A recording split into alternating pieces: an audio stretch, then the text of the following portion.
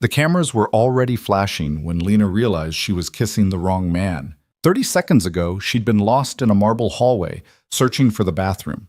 Now she stood in a ballroom packed with Manhattan's elite, locked in an embrace with a stranger whose lips tasted like expensive whiskey and devastating mistakes.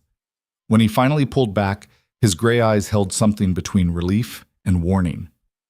"Play along," he whispered against her mouth, "and I'll pay you $50,000.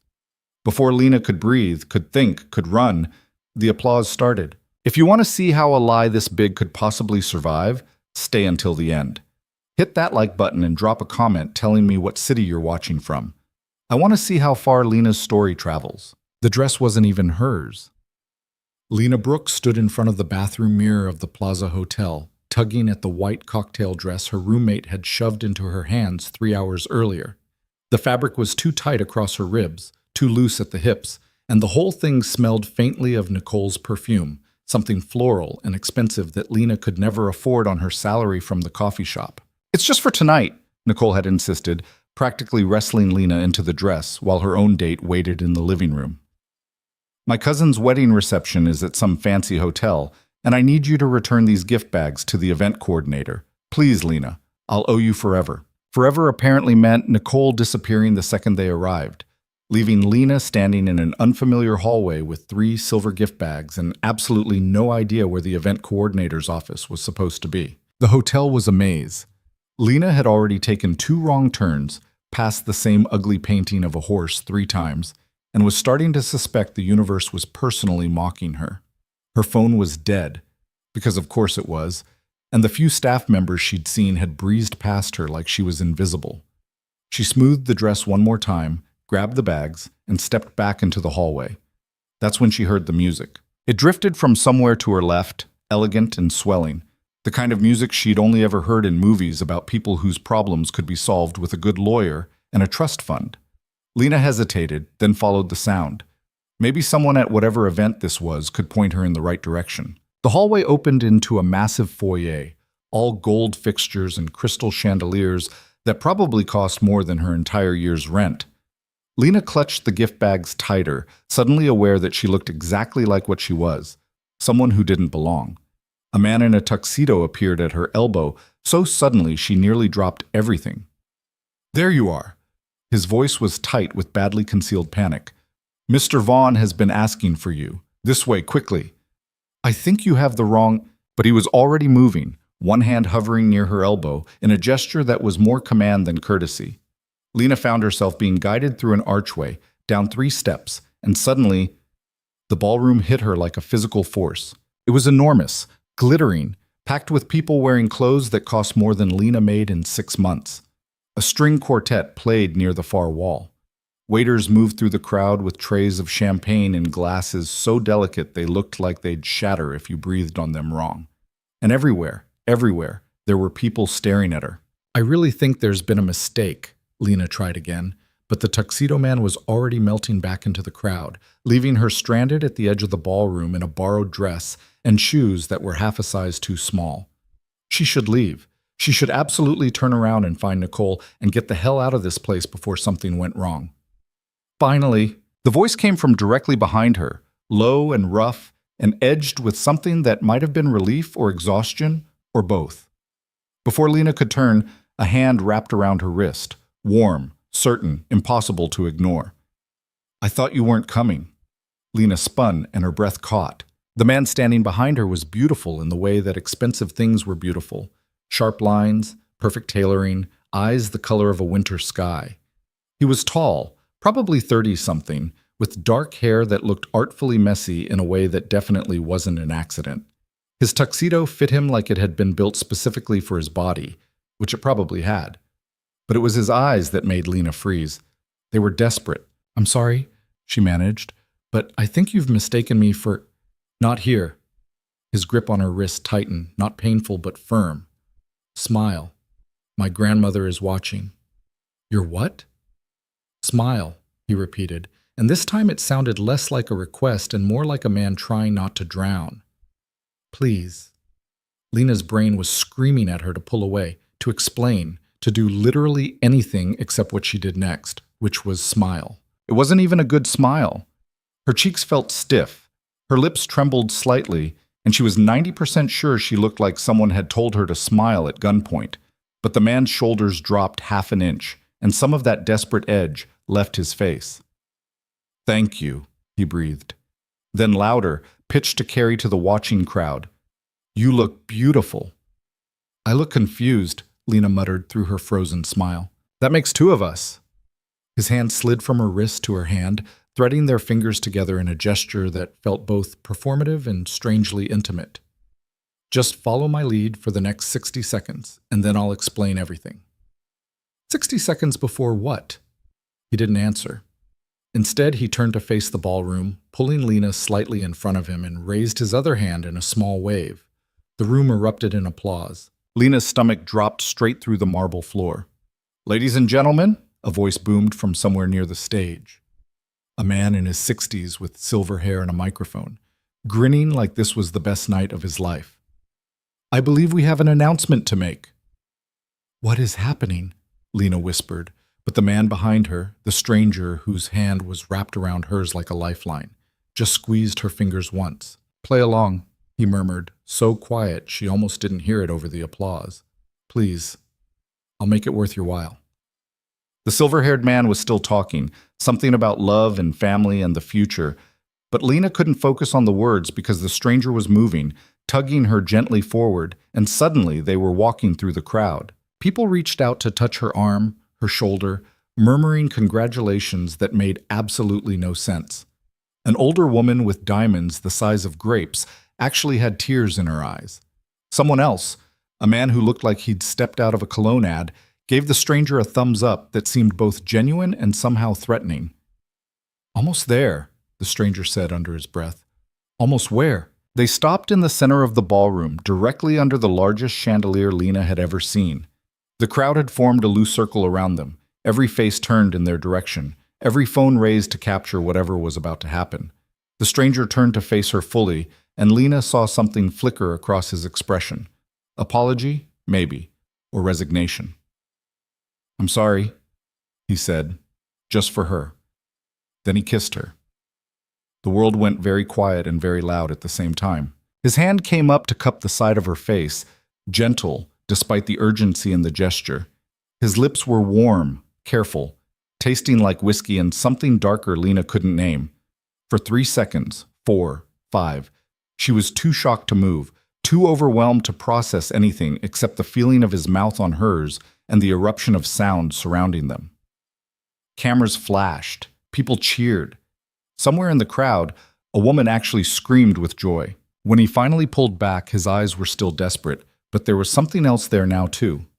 Gratitude, maybe. Or guilt. "Thank you," he whispered. Lena's voice came out small and shaky. "Who the hell are you?" "Caleb Vaughn." He said it like she should recognize the name. When her expression didn't change, something that might have been amusement crossed his face. "We need to talk. Somewhere private." "I need to leave," Lena said, but her legs felt disconnected from her brain, and the crowd was pressing in closer, and she could see at least 6 people actively filming them on their phones. "Please?" Caleb's hand found hers again. 5 minutes. I'll explain everything, and then if you want to walk away, I won't stop you." It was the "if you want to walk away" that caught her. Like he knew she should. Like he expected her to. 5 minutes? Lena heard herself say. Caleb's relief was visible. He turned to the crowd, that practiced smile sliding back into place, and raised their joined hands like boxers after a fight. The applause somehow got louder. "Thank you all for being here tonight," he called out, his voice carrying easily across the ballroom. "This woman has just made me the happiest man in New York." The crowd ate it up. People were wiping their eyes, raising champagne glasses, shouting things Lena couldn't quite make out over the roar in her ears. Caleb leaned in close, his lips near her ear. "There's a door behind the stage. Can you make it that far?" Lena nodded because speaking seemed impossible. They moved through the crowd like celebrities at a premiere, Caleb's hand never leaving hers, people parting to let them through while simultaneously reaching out to touch them, to offer congratulations, to be part of whatever moment they thought they were witnessing. An older woman stepped into their path, elegant, white-haired, with the kind of bone structure that suggested she'd been devastating in her youth.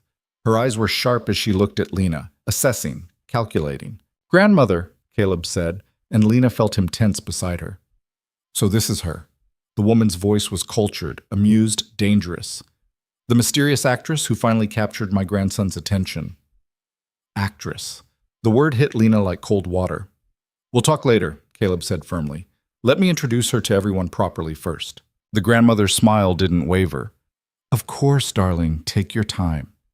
But her eyes stayed on Lena for a beat too long, and in that look, Lena saw something that made her skin prickle. This woman knew. Somehow, she knew this was all wrong. They kept moving. Through the crowd, past the stage, through a door that Caleb opened with his free hand while keeping Lena pressed against his side like he was afraid she'd bolt if he let go. Which, to be fair, she was definitely considering. The door closed behind them, cutting off the noise of the party. Suddenly, Lena could hear her own heartbeat again, thundering against her ribs. They were in a small sitting room, elegant but clearly designed for privacy. No windows, thick carpet that swallowed sound, furniture that looked expensive but comfortable. Caleb finally released her hand and stepped back, running both hands through his hair in a gesture that destroyed its careful styling and somehow made him look more human. "Okay," Lena said, and was proud that her voice only shook a little. "Start talking." Caleb looked at her, really looked at her, for the first time since the kiss. His expression cycled through several emotions too quickly for Lena to track before settling on something that might have been respect. "You're not Gabrielle Chen." "No," Lena said slowly. "I'm not whoever that is. She's an actress. The actress. The one I hired to pretend to be my fiancé tonight." He laughed, but there was no humor in it. "She was supposed to be wearing a white dress. When I saw you in the hallway, you thought I was her. I thought you were her." He scrubbed his face with both hands. "I didn't even look at your face. I just saw the dress and assumed, and then we were already in the ballroom and I couldn't exactly stop and ask for ID." Lena's brain was struggling to catch up. "You hired someone to pretend to be your fiancé?" "Yes." "Why?" Caleb moved to a small bar in the corner and poured himself 2 fingers of whiskey. He held up the bottle in silent question, but Lena shook her head. She needed to think clearly, and alcohol wasn't going to help with that. "My grandmother," Caleb said, taking a long drink, "is 83 years old. She's also dying." The bluntness of it made Lena flinch. "Heart failure," he continued. "The doctors give her 6 months, maybe less. And the only thing she wants before she dies, the only thing she asks for, is to see me settled, married, happy." He said the last word like it was foreign. "She's been asking for 2 years, and every time I tell her I'm too busy, too focused on work, she looks at me like I'm breaking her heart." "So you hired an actress." "So I hired an actress," he confirmed. "Someone to play the part for a few months, make my grandmother happy, let her pass in peace. Gabrielle came highly recommended, professional, discreet, convincing. She was supposed to meet me in the East hallway at 7:30. When she didn't show, I went looking and I found you. In a white dress." "In a white dress." He met her eyes. "And I made a choice. A stupid, desperate, panicked choice. And I'm sorry. Lena should leave. She should absolutely turn around, walk out of this room, find Nicole, and forget this entire nightmare ever happened." "The kiss," she said instead. "You didn't have to kiss me." Something flickered across Caleb's face. "My cousin Marcus was watching. He's been waiting for me to screw up, to show any kind of weakness, so he can make a play for control of my company. If I'd hesitated, if I'd looked uncertain, he would have known something was wrong. So you used me." "Yes." No hesitation, no justification, just acknowledgement. "I used you. And I'm sorry for that too." The whiskey in his glass caught the light as he drained it. He set the glass down carefully, then turned to face her fully. "Here's what happens next. You walk out that door, go back to your life, and never think about this again. I'll tell everyone there was a misunderstanding, that the engagement isn't official yet, and we'll both move on." "Or?" His eyebrows rose. "Or? You said, here's what happens next, like there was only one option. But you're a businessman, right? So you've definitely got a second option. What is it?" Caleb studied her for a long moment, and Lena got the sense he was recalculating something. The second option is insane. Try me. He pulled out his phone, tapped a few times, then turned it to show her a number that made Lena's stomach lurch. $50,000. That's what I was going to pay Gabrielle for 3 months of work. Public appearances, family dinners, the occasional photo op. Nothing physical, nothing inappropriate. Just playing a part. You want me to be your fake fiancé? I want you to be my real fiancé who happens to be fake. He pocketed the phone. Look, I know it sounds crazy, but we already announced it. There are probably 50 photos and videos out there already. If I backtrack now, the press will eat me alive. My grandmother will know I lied, and Marcus will use the chaos to make his move. So I'd be saving you. You'd be helping me, Caleb corrected, and I'd be paying you well for it. Lena thought about her apartment, where the heat barely worked and the ceiling leaked every time it rained. She thought about her student loans, her credit card debt, the second job she'd been meaning to apply for but never had time because she was already working 60 hours a week. She thought about her mother back in Pennsylvania, who still sent her $20 every birthday even though Lena knew she couldn't afford it. $50,000. It was insane. It was absolutely insane. What would I have to do? Caleb's expression shifted, became more businesslike. Attend events with me. Have dinner with my family once or twice a week. Let people see us together. Be convincing. He paused. And deal with my daughter. Your what? Emma, she's 5. For the first time since they'd entered the room, his face softened.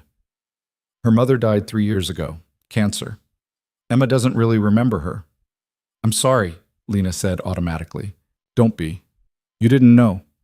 He moved to a chair and sat, suddenly looking exhausted.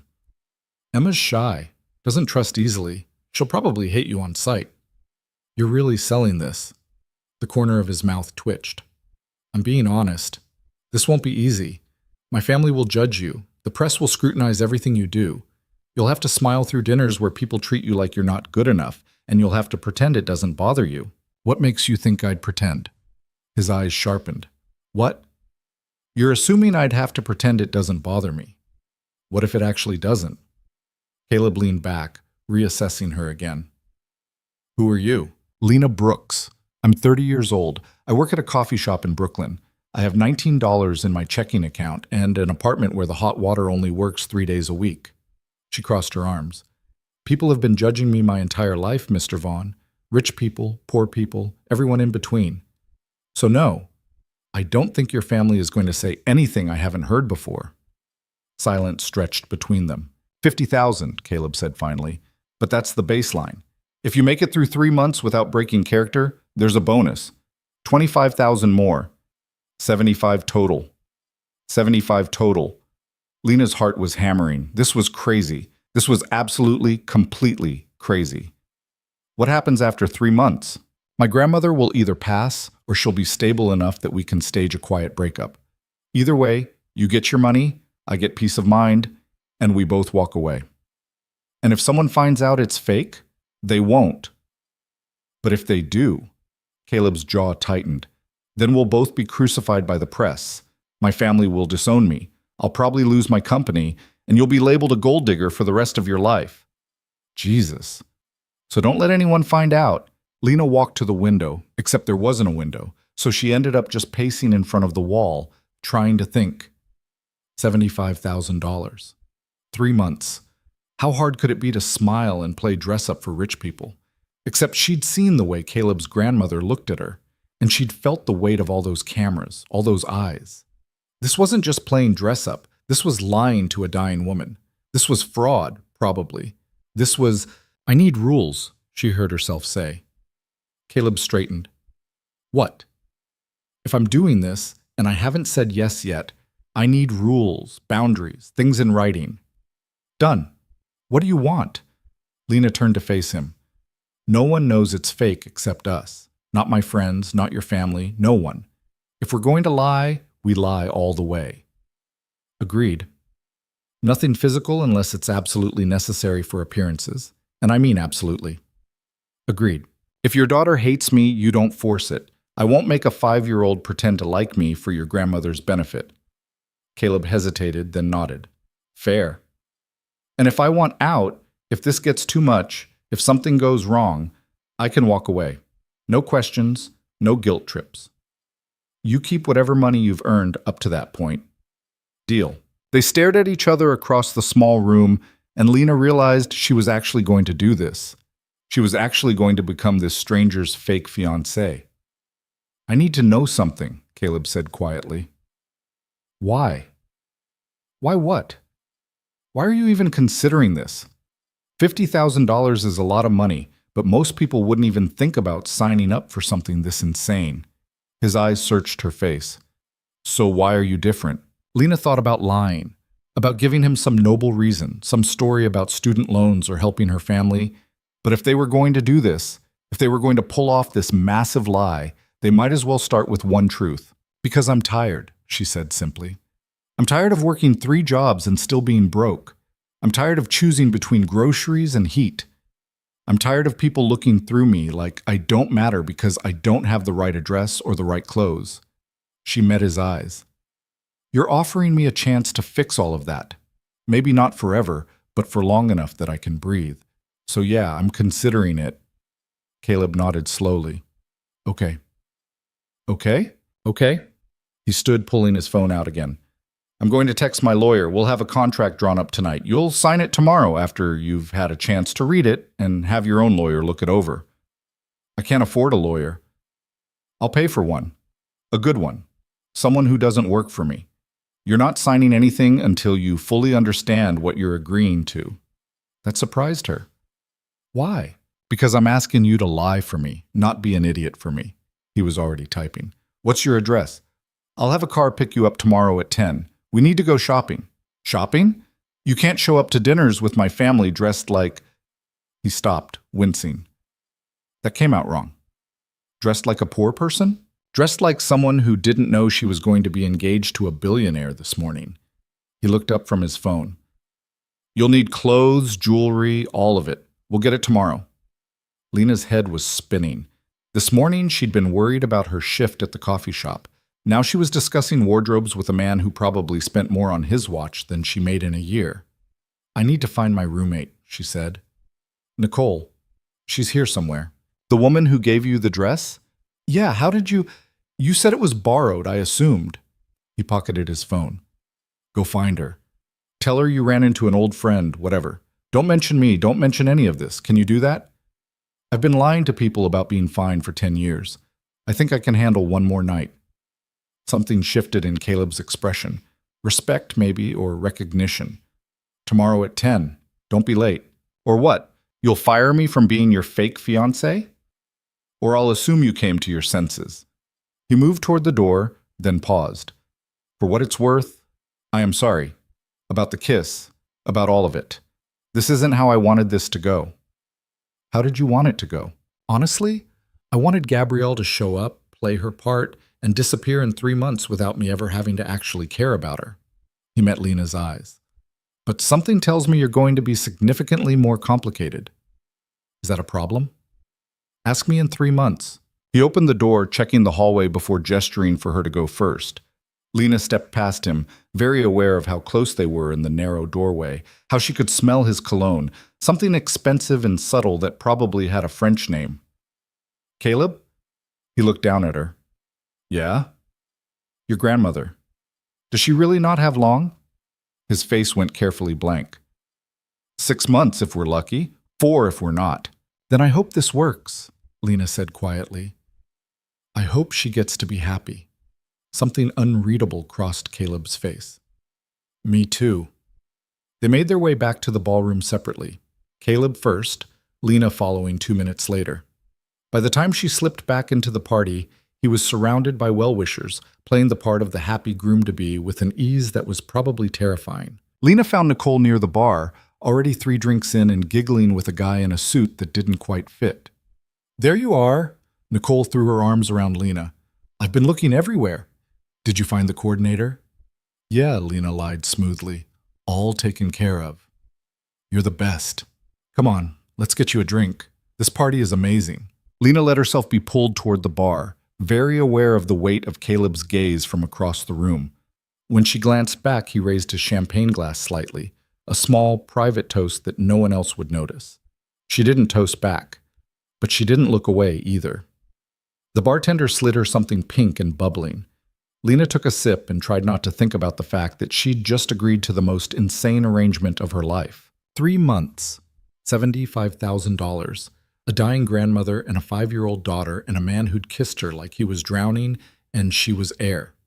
What could possibly go wrong? The answer, Lena would learn over the next few weeks, was absolutely everything. The car that picked Lena up the next morning was worth more than her entire apartment building. She stood on the curb outside her walk-up in Brooklyn, watching the black Mercedes idle at the corner, and felt her stomach twist into knots. The driver, a middle-aged man in a crisp uniform, had already gotten out and was standing by the rear door, waiting. Nicole peered through the apartment window above, her face pressed against the glass like a kid at Christmas. She'd been asking questions all morning, rapid-fire and relentless, about where Lena was going and who was picking her up and why she was being so secretive.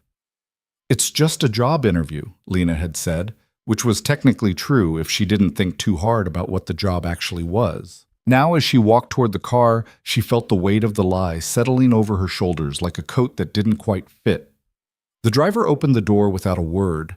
Lena slid into the back seat and found Caleb already there, scrolling through his phone with the kind of intense focus that suggested the fate of nations depended on whatever he was reading. He glanced up when she settled in, and something flickered across his face. Surprise, maybe, or assessment. "You wore jeans." Lena looked down at her outfit. Dark jeans, a simple black sweater, boots that were clean but definitely showing their age. "You said we were going shopping. I didn't think I needed to dress up to try on clothes." "Fair point." He went back to his phone as the car pulled into traffic. "Did you read the contract?" "Twice."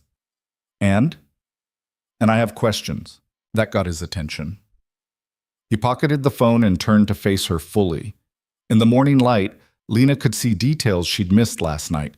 The faint scar above his left eyebrow, the shadows under his eyes that suggested he didn't sleep much, the way his jaw tightened whenever he stopped performing.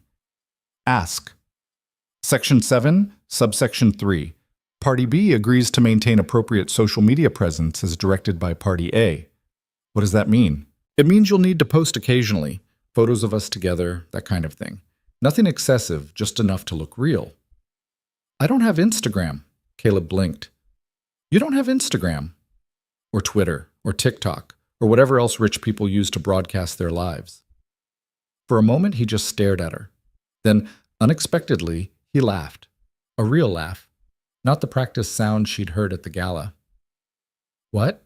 "Nothing. It's just, you might be the first person under 40 I've met in 5 years who doesn't have social media. I have better things to do than stare at pictures of people pretending to be happy." His smile faded slightly. "Well, now you'll be one of those people. We'll set up accounts this week. Keep them private at first, then gradually start sharing." Lena pulled out the contract, 23 pages of dense legal text that her lawyer had helpfully highlighted and annotated. The lawyer herself had been thorough, professional, and clearly expensive. When Lena had asked how much she owed, the woman had just smiled and said it was already handled. Section 12. The termination clause. What about it? It says either party can terminate with 48 hours notice, but you retain the right to withhold payment if termination causes undue reputational damage. Who decides what's undue? Caleb's expression shifted to something more guarded. That's standard contract language. That's not an answer.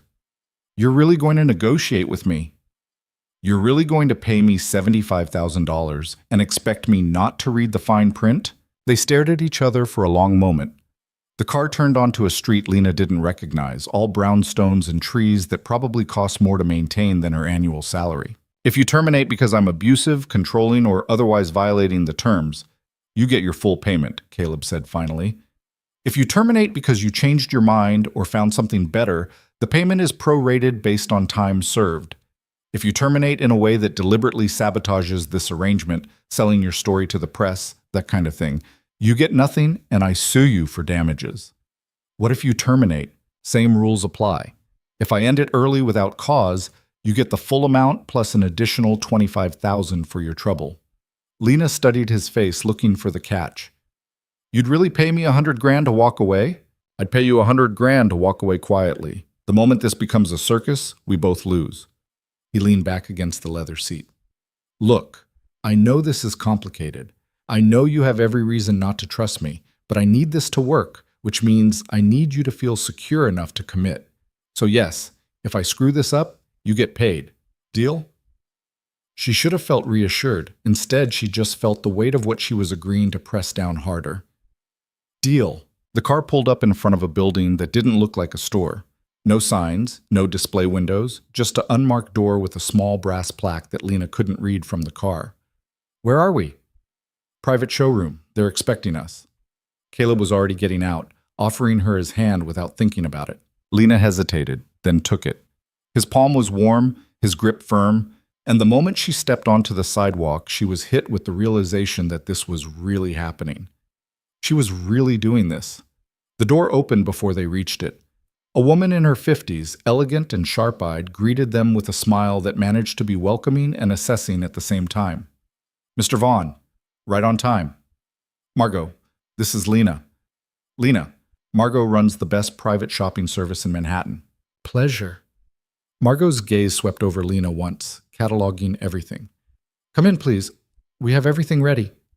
The interior was like something out of a movie. All soft lighting and plush furniture and racks of clothes that probably cost more than Lena's car. Except Lena didn't have a car, so maybe they just cost more than her entire existence. I've pulled a selection based on the specifications Mr. Vaughn provided, Margot said, gesturing to 3 separate areas, each with its own seating and mirrors and enough clothing to stock a small boutique. Day wear, evening wear, and casual. We'll start with day wear since you have the Ashford dinner tomorrow night. The what? Lena looked at Caleb. Family dinner. I told you about it. You absolutely did not tell me about it. Margot's eyebrows rose slightly, but she said nothing. Caleb had the grace to look sheepish. I'm telling you now. Tomorrow night, 7 o'clock, my grandmother's estate. It's just family. Define just family. My grandmother, my Aunt Patricia, my cousin Marcus and his wife, and Emma. He paused. And now you. Lena's stomach dropped. That's less than 48 hours from now. Which is why we're here. He gestured to Margot. She's a miracle worker. You're in good hands. Then, to Lena's horror, he started to leave. Wait, where are you going? I have meetings. I'll be back in 2 hours to pick you up. He was already at the door. Get whatever you need. Margot has my card. Caleb! But he was gone. The door closing with a soft click that felt like a trap snapping shut. Lena turned to find Margot watching her with an expression that might have been sympathy. First time? Is it that obvious? You look like a rabbit in headlights, dear. Come sit. Let's start with the easy part. The easy part, it turned out, was trying on approximately $3,000 worth of clothing while Margot made notes on a tablet and an assistant brought champagne that Lena was too nervous to drink. The key, Margot said, holding up a navy dress that looked deceptively simple, is to look wealthy without looking like you're trying. New money screams, old money whispers. What if you're no money? Margot's smile was genuine this time. Then you fake it until you learn the difference. Arms up. The dress slid over Lena's head like water, settling against her skin in a way that made her realize she'd never actually worn quality clothing before. Everything she owned had that slightly rough texture of cheap fabric. This felt like air. Better. Margot circled her, adjusting the fit with practiced hands. You have good proportions. That helps. Now tell me about tomorrow night. I don't know anything about tomorrow night except that I'm meeting his family, and I'm already terrified. The grandmother is Eleanor Vaughn. Formidable woman, built the family fortune from almost nothing after her husband died young. She'll test you. Test me how?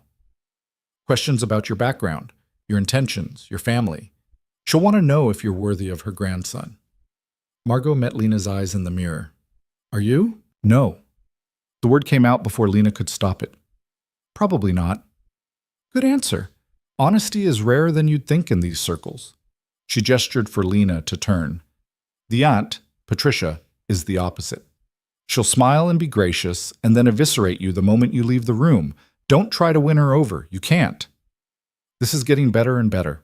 And Marcus, the cousin, he's the dangerous one. He wants control of Vaughn Technologies, and Caleb is in his way.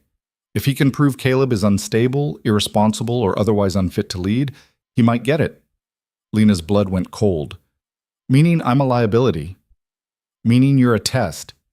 If you're real, if this engagement is genuine, then Caleb is settled and stable. If you're fake, Margot left the sentence hanging. How do you know all this? I've dressed 3 generations of Vaughn women. You learn things. She pulled another dress from the rack, this one forest green. Try this one. The next hour passed in a blur of fabrics and cuts, and Margot's running commentary on what worked and what didn't and why. Lena learned that she looked good in jewel tones, bad in pastels, and that her shoulders were apparently her best feature. You carry tension here, Margot said, pressing lightly on Lena's upper back. Years of it, I'd guess. Decade of it. Well, now you can afford a massage therapist. She stepped back, assessing. That's the day wear sorted. Now evening. The evening gowns were another level entirely. Silk and velvet and fabrics Lena didn't even have names for, all cut to make her look like someone she absolutely was not. I can't wear this, Lena said, staring at her reflection in a black dress that probably cost more than 3 months of her rent. Why not? Because I'm a barista from Brooklyn who lives in an apartment where the heat doesn't work. I'm not, she gestured helplessly at the mirror. This. Margot was quiet for a moment. Then she said very gently, Who told you that you couldn't be more than one thing? Lena's throat tightened. You can be a barista from Brooklyn and also the woman who walks into a room and makes people look twice, Margot continued. Those aren't contradictions. They're just different parts of the same person. Easy for you to say. Is it? Margot's smile was sad. I started as a seamstress in a factory in Queens, worked my way up by learning to see what people needed before they knew themselves. That woman, she gestured at Lena's reflection, she needs to believe she belongs, so start practicing. By the time Caleb returned, Lena had been fitted for 14 outfits, 3 pairs of shoes, and enough accessories to stock a jewelry store. She felt exhausted, overwhelmed, and vaguely fraudulent. How'd it go? Caleb asked as they loaded garment bags into the car. Your credit card is probably crying. My credit card is fine. Did you get everything you need? I got everything Margot said I need. Whether that's the same thing, I have no idea. They settled into the car, and Lena watched Manhattan slide past the window. Somewhere in this city, Nicole was working the lunch shift at the diner. Lena's phone had 3 texts from her asking about the job interview and when Lena would be home. We need to talk about tomorrow, Caleb said. I already don't like the sound of this. My family is going to ask questions about how we met, how long we've been together, all of it. We need to have our story straight. Lena's stomach tightened. Okay. I'm thinking we met 6 months ago. Coffee shop where you work. I came in for a meeting that fell through. We started talking. Kept it quiet because of the press. That's vague enough to be believable? The key is details, small ones. What you were wearing the first time we talked, what I ordered, that kind of thing. Those make it real. They spent the rest of the drive building their fake history, trading details back and forth until Lena's head spun.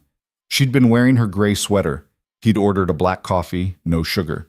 She'd recommended the lemon scone. He'd come back the next day. By the time the car pulled up to her building, they had a story that was almost believable. Almost. One more thing, Caleb said as Lena reached for the door handle.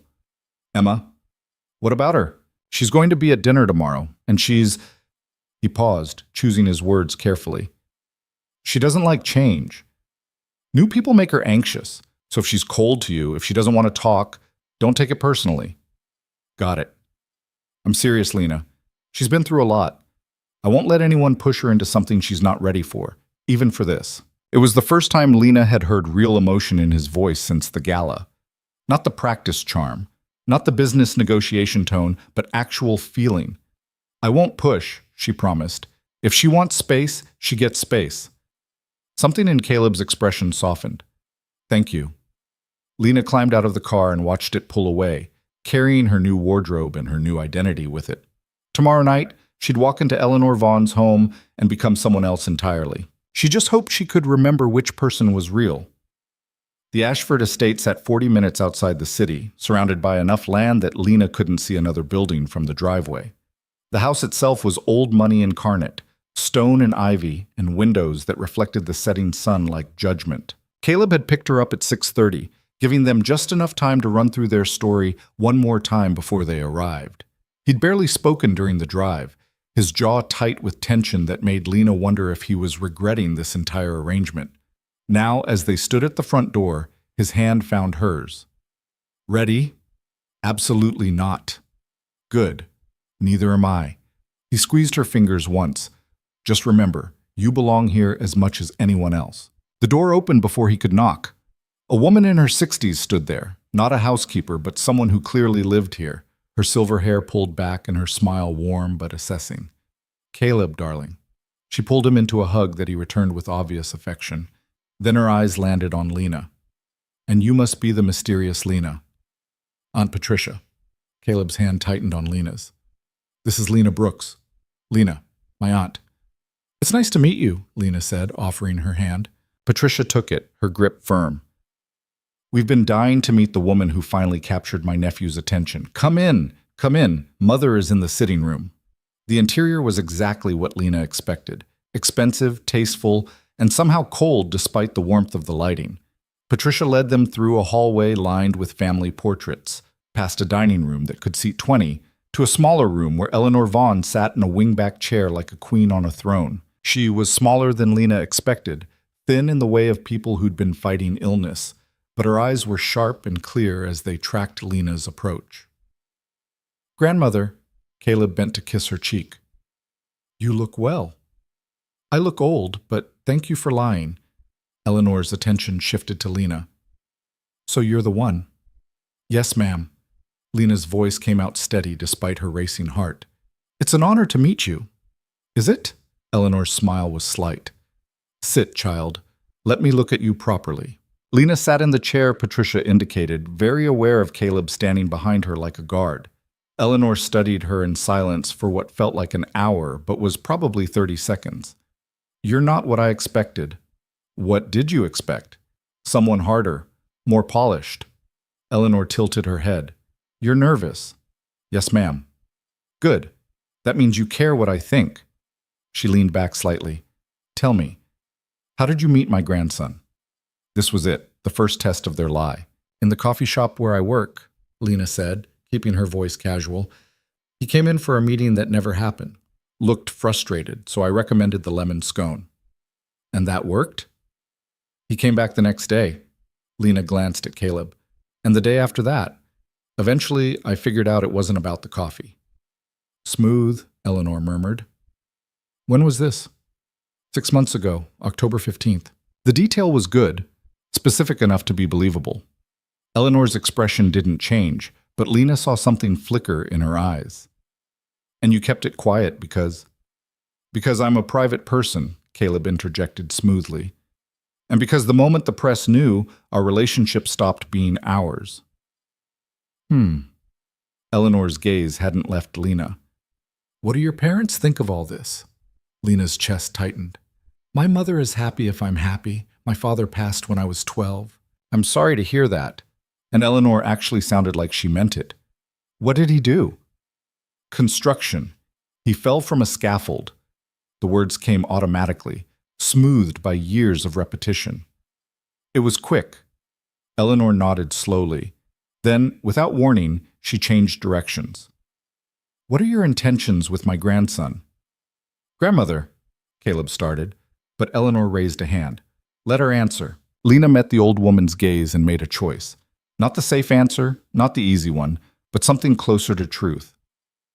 I intend to make him happy for as long as he'll let me. And if he won't let you? Then I'll leave with dignity and hope he remembers me kindly. Silence fell over the room. Patricia was watching from the doorway, her expression unreadable. Caleb's hand had found Lena's shoulder, a gesture of support that she hadn't expected. Eleanor's smile was slow and somehow sad. You'll do.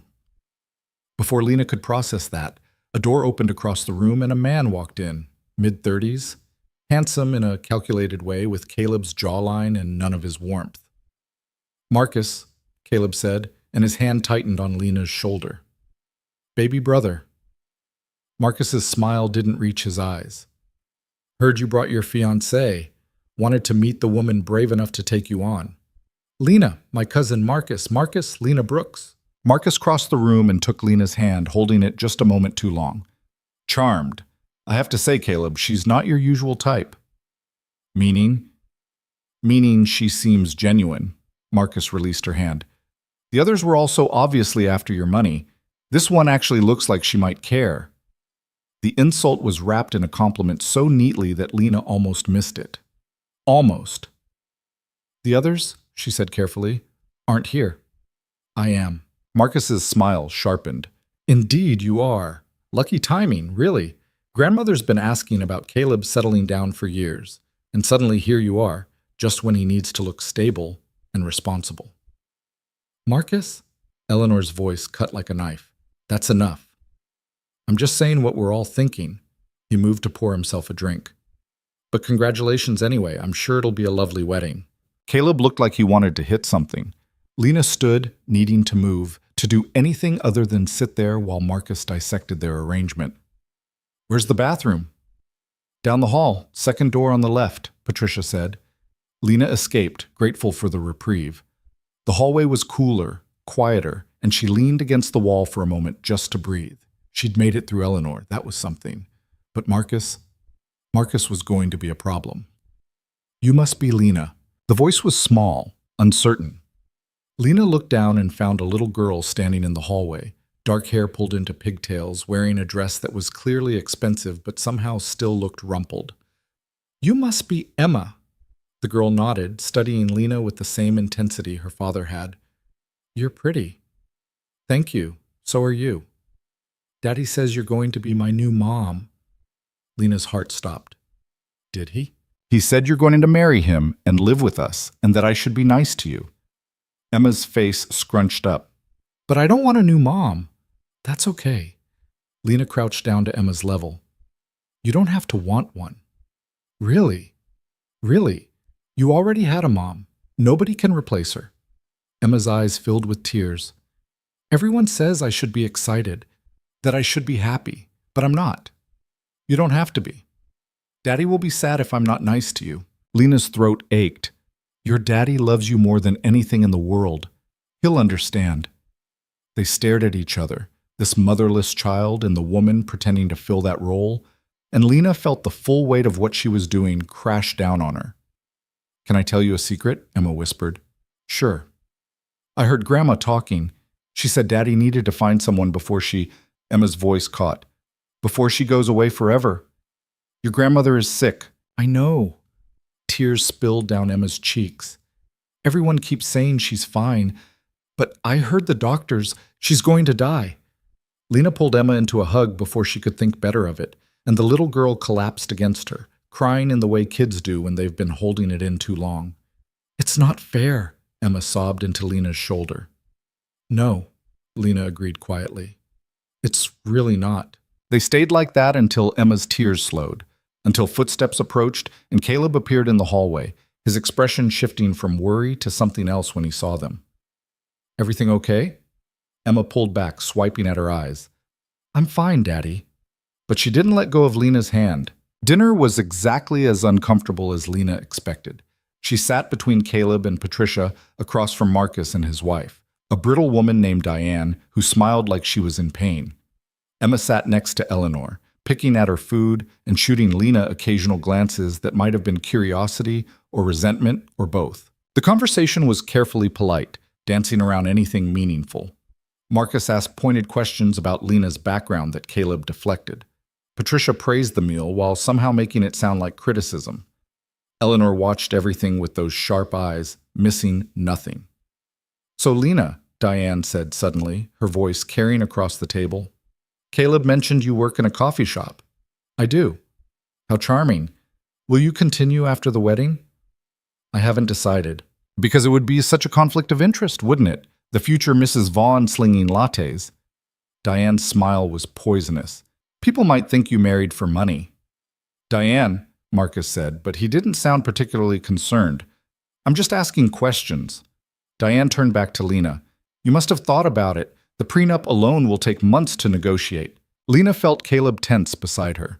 This was a trap, a test, and everyone at the table was waiting to see how she'd handle it.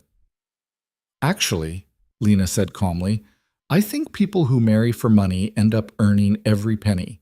If I wanted to be miserable for cash, I'd pick a job with better hours. Patricia choked on her wine. Marcus's eyebrows rose. Even Eleanor's lips twitched. Diane flushed red.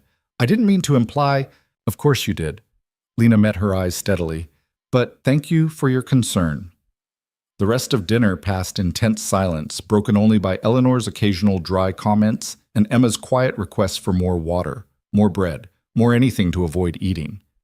Lena noticed the way Caleb watched his daughter, the worry creasing the corners of his eyes, and realized this man who commanded boardrooms was utterly helpless in the face of his child's grief. When dessert finally arrived, some complicated thing involving chocolate and gold leaf, Emma pushed back from the table. May I be excused? Of course, sweetheart, Eleanor said. But instead of leaving, Emma walked around the table to Lena. Can you come with me? I want to show you something. Every adult at the table went still. Caleb looked like someone had punched him. If that's okay with your dad, Lena said carefully. It's fine. Caleb's voice was rough. Go ahead. Emma took Lena's hand and led her from the dining room, up a massive staircase, down another hallway to a bedroom that was obviously hers, toys scattered across the floor, drawings taped to the walls, a canopy bed that any 5-year-old would kill for. This is my room, Emma said unnecessarily.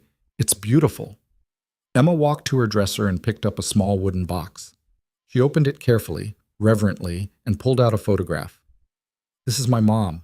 The woman in the picture was stunning, dark hair, bright eyes, laughing at whoever was behind the camera. She looked young, alive, nothing like the ghost Emma carried. She's beautiful, Lena said softly. You look like her. Everyone says that. Emma traced the photo with one finger. I don't remember her, not really. Just little things, the way she smelled, how she sang me songs. That's still something. Daddy keeps telling me stories about her, but they're his memories, not mine. Emma looked up at Lena. Do you think that's sad? I think it's human. Emma set the photo down carefully. Are you going to try to be like her? No. Good. She closed the box. Because nobody could be. They stood in silence for a moment, this child and this stranger, both playing roles they didn't choose. Can I tell you something? Lena asked. Emma nodded. I'm really scared. Of what? Of letting your dad down. Of not being good enough. Of you hating me. Lena sat on the edge of Emma's bed. And I don't want to replace your mom. I could never do that. But maybe, if you want, we could just try being friends? Emma considered this seriously. What if I don't want that either? Then we'll figure something else out. Promise? Promise. Emma climbed onto the bed beside Lena and sat there, swinging her legs. Marcus doesn't like you. I noticed. He doesn't like Daddy either. Says Daddy stole the company from him. Did he? I don't know. Grown-ups are complicated. Emma looked at Lena sideways. Do you really love my dad? The question hit like a hammer. Lena opened her mouth, closed it, tried to figure out how to lie to a 5-year-old about something this important. I care about him, she said finally. And I'm trying to make him happy. That's not the same thing. No, it's not. Emma nodded like this confirmed something she already knew. Grandma says marriage should be about love, but she also says sometimes you learn to love people after you promise to. Your grandma sounds wise. She is. Emma's voice went quiet. I don't want her to die. I know, sweetheart. I know. They sat together until Caleb appeared in the doorway, his expression unreadable. Everything okay up here? We're talking, Emma said. Lena is nice, Daddy. I'm glad. He moved into the room, and Lena saw the exhaustion in every line of his body. But it's getting late. We should probably head out. The goodbyes were mercifully brief. Eleanor pulled Lena aside before they left, her grip surprisingly strong. You're good for him, she said quietly. Whatever your reasons for being here, you're good for him. Lena didn't trust herself to answer. The drive back to the city was silent. Caleb stared out the window, lost in thoughts he didn't share, while Lena replayed the evening in her head. Marcus's implications, Diane's hostility, Emma's photograph. "Thank you," Caleb said finally as they pulled up to Lena's building. "For what?" "For being kind to Emma. You didn't have to do that." "She's a kid who lost her mom." "Of course I had to." He turned to look at her fully. Most people wouldn't have. They'd smile and play nice in front of witnesses. But the moment they were alone, they'd ignore her or treat her like an inconvenience. "Then you've been around terrible people." "I have." He paused. "She liked you. Emma, I mean. That's rare." "She's testing me, trying to figure out if I'm safe." "Are you?" The question hung between them. Lena thought about the contract in her apartment, the money that would hit her account in installments, the fact that she was lying to everyone, including that little girl upstairs. "I don't know," she admitted. "I hope so." Caleb nodded slowly. "Me too." Lena climbed out of the car and watched it pull away and felt the full weight of what she'd started settle over her shoulders. This wasn't just about playing dress-up anymore. This wasn't just about fooling rich people at parties. This was about a sick grandmother who wanted to see her grandson happy. This was about a little girl who'd already lost too much. This was about a man who was drowning in responsibility and desperately trying to hold it all together. And Lena was lying to all of them. She made it up to her apartment and collapsed on the couch, still wearing the dress Margot had chosen, still smelling like Eleanor's expensive perfume. Nicole was out, probably at the diner, and the apartment was dark and quiet. Lena pulled out her phone and stared at the contract one more time. $75,000. 3 months. One massive, complicated, potentially devastating lie. She should back out. She should call Caleb right now and tell him this was too much, that she couldn't do it, that he needed to find someone else. Instead, she opened her banking app and stared at the first payment that had appeared that morning. $25,000. More money than she'd ever had in her life, sitting there like proof that this was real. Her phone buzzed. A text from Caleb. "Grandmother wants to have lunch next week. Just you and her. Can you make it?" Lena's fingers hovered over the keyboard. She could say no. She could end this now, while it was still relatively simple, before anyone got hurt worse than they already were. "What day?" she typed instead.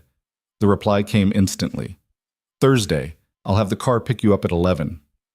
"Okay." 3 dots appeared, disappeared, appeared again. Then, "You did well tonight. Better than I had any right to expect." Lena stared at the message, trying to figure out what she was supposed to feel. Pride? Guilt? Some horrible combination of both? "See you Thursday," she sent back, then put the phone down before she could second-guess herself. Outside her window, Brooklyn hummed with nighttime traffic and sirens, and all the sounds of a city that didn't care about one woman's ethical crisis. Somewhere across the river, Caleb was probably putting Emma to bed, reading her stories about her mother, trying to fill a hole that could never be filled. And Lena sat in her tiny apartment, wearing a dress that cost 3 months of her rent, and wondered how long she could keep lying before the whole thing collapsed. 3 months, she reminded herself. Just 3 months. She just hoped everyone would survive them. Thursday arrived too fast. Lena stood in front of her bathroom mirror, trying on the 4th outfit in 20 minutes and hating all of them equally. The lunch with Eleanor wasn't supposed to be formal. Caleb had said as much when he'd texted her the details. But somehow that made it worse. Formal she could handle. Formal had rules. Casual lunch with a dying woman who could see through lies like glass was its own kind of terror. She settled on dark jeans and a cream sweater that Margot had insisted was effortlessly elegant, which Lena was pretty sure was code for costs more than your security deposit. Her phone buzzed. The car was downstairs. Nicole was in the kitchen, eating cereal and scrolling through her phone. She looked up when Lena grabbed her bag. "Another mysterious outing with your new boyfriend?" "It's not mysterious. I told you we're just keeping it quiet." "For 6 months?" Nicole's eyebrows rose. "That's not quiet, that's classified. When do I get to meet this guy?" "Soon," Lena lied, and hated how easy it was getting. "I promise." The lie sat heavy in her stomach during the entire drive to Eleanor's townhouse. A different property than the estate. Smaller, but no less intimidating. The driver opened her door without a word, and Lena found herself standing on a tree-lined street in the Upper East Side, staring at a building that probably cost more than her entire neighborhood. Eleanor answered the door herself, which surprised Lena more than it should have. "No staff today," the old woman said, reading Lena's expression. "I wanted us to talk without an audience. Come in." The interior was warmer than the estate, more lived in. Books lined the walls, photographs covered every surface, and the furniture looked comfortable rather than just expensive. Eleanor led her to a sunroom overlooking a small garden where lunch was already set out: sandwiches, fruit, tea, and delicate china cups. "Sit, please. I promise not to interrogate you too harshly." Lena sat, and Eleanor poured tea with hands that trembled slightly. The tremor was new, or at least more visible than it had been at dinner. Lena watched the old woman struggle with the teapot and felt something twist in her chest. "Let me help." "I can manage." But Eleanor's smile was grateful when Lena took the pot anyway. "Thank you." They ate in silence for a few minutes, and Lena realized Eleanor was studying her the same way she'd done at dinner, assessing, calculating, trying to solve an equation that didn't quite add up. "You're wondering why I asked you here," Eleanor said finally. "A little. I wanted to understand you, away from Caleb, away from the family politics. Just you." She set down her teacup. "Tell me about your father." The question caught Lena off guard. "My father? You said he died when you were 12. That shapes a person." Lena's throat tightened. Nobody asked about her father. People offered condolences and moved on, uncomfortable with grief that was old but never quite finished. "He was a good man," she said carefully. "Worked hard, loved my mom, tried to give me a better life than he had." "And did he?" "I don't know. I'm still figuring out what that means." Eleanor nodded slowly. "My husband died when Caleb's father was 10. Heart attack, sudden, no warning. One day he was here, the next he wasn't. People told me I was lucky, that at least he didn't suffer." Her laugh was bitter, as if watching your children grow up without a father isn't its own kind of suffering. "I'm sorry." "Don't be. I'm not looking for sympathy." Eleanor's gaze sharpened. "I'm looking for understanding. You know what it's like to lose someone who was supposed to be there, to have that absence shape everything that comes after." Lena felt exposed, like Eleanor had peeled back her skin and was examining what she found underneath. "Caleb lost his wife," Eleanor continued. "Emma lost her mother, and now here you are, stepping into a space that's still bleeding, that takes either tremendous courage or tremendous foolishness. Maybe both." "Maybe." Eleanor picked at her sandwich without eating it. "Can I tell you something?" "Of course." "I knew the engagement was staged. The moment Caleb announced it, I knew." Lena's blood went cold. "What?" "Oh, not the specifics. Not that he'd hired an actress or that you were a substitute." Eleanor's smile was sad. "But I know my grandson. I know when he's performing. And that night, in that ballroom, he was giving the performance of his life." Lena couldn't breathe, couldn't think. The contract, the money, the entire fragile lie, it was all collapsing. "Why didn't you say anything?" "Because I wanted to see what would happen." Eleanor leaned forward. "Caleb has spent 3 years building walls. After Sarah died, he threw himself into work, into being a father, into anything that meant he didn't have to feel. He became efficient, mechanical, safe, and I watched him disappear into it." "So you let him lie to you?" "I let him try." Eleanor's eyes were sharp despite the tremor in her hands. "But something interesting happened. The lie started changing. At dinner last week, when you talked to Emma, when you stood up to Diane, that wasn't acting. That was real. You don't know that." "Don't I?" Eleanor tilted her head. "I've been watching people lie to me for 83 years, child. I know the difference between performance and truth." Lena set down her teacup before she could drop it. "If you know it's fake, why are you playing along?" "Because fake or not, you're the first person in 3 years who's made Caleb look like he might remember how to be human." Eleanor's voice softened. "And because I'm dying, and I'm selfish, and I want to believe my grandson might find his way back to himself before I go." The words hung in the air between them, brutal and honest, and somehow worse than any accusation. "I should tell him you know," Lena said quietly. "You could. But then what? He panics, ends the arrangement, builds his walls higher, and we're all back where we started." Eleanor reached across the table and took Lena's hand. Her grip was weak but steady. "Or you could keep going, Keep being whatever it is you are to him, real or fake, or something in between. Keep making him remember that there's more to life than quarterly earnings and board meetings. That's not fair to him. Or to you. Fair? Eleanor laughed, but there was no humor in it. I'm dying of heart failure at 83. My grandson is raising a traumatized child alone while running a company his cousin wants to steal. My family is full of vipers who smile while they sharpen their knives. Fair left this building a long time ago. Lena pulled her hand back, needing space to think. What do you want from me? I want you to stay. I want you to keep pretending until it's not pretending anymore. And if that makes me manipulative, so be it. Eleanor's expression was fierce. I've spent my entire life building something that matters. I won't die watching it crumble because my grandson forgot how to feel. And if I can't do it, if I fail, then you fail. But at least you tried. They sat in silence while Lena tried to process what had just happened. Eleanor knew, had known from the beginning, and instead of exposing them, she was actively encouraging the lie. Does anyone else know? Lena asked finally. Marcus suspects. He's not stupid, and he's desperate to find weakness. Eleanor's mouth thinned. But suspicion isn't proof. As long as you and Caleb maintain the facade, he can't move against you. This is insane. Most worthwhile things are. Eleanor stood, steadier than Lena expected. Come. I want to show you something. She led Lena upstairs to a room that had clearly been an office once, but was now half-packed, boxes stacked against the walls, photographs sorted into piles. Eleanor picked up a frame from the desk, a picture of a young man who looked enough like Caleb to be his twin. My son. Caleb's father. He died 15 years ago. Stroke. Massive. Took him in his sleep. She traced the glass with one finger. He was brilliant, driven, completely incapable of asking for help. Worked himself to death at 52 because he thought that's what success looked like. I'm sorry. Caleb is exactly like him. Same drive, same intelligence, same inability to admit when he's drowning. Eleanor set the photo down.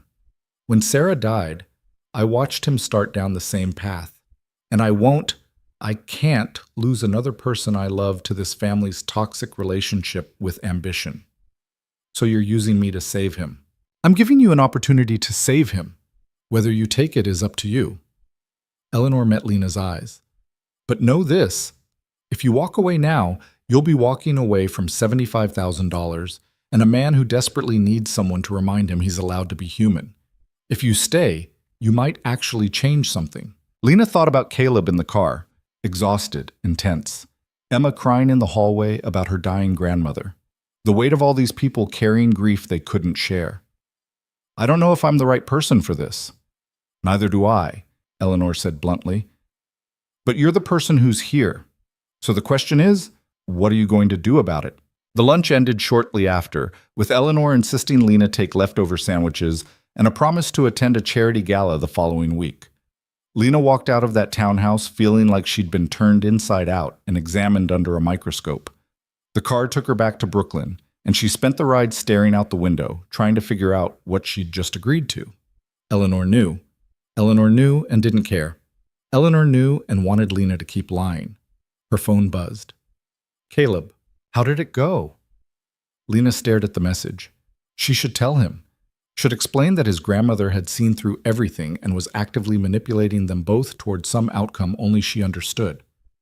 Fine. She's formidable. That's one word for it. She likes you, though. How can you tell? You're still alive. Despite everything, Lena smiled. Then another message came through. Can you come by the office tomorrow? There's something I need to discuss. Nothing bad, I promise. What time? 2? I'll text you the address. Okay. She pocketed her phone and leaned back against the leather seat, watching Brooklyn slide past. Somewhere in this massive lie, something had shifted.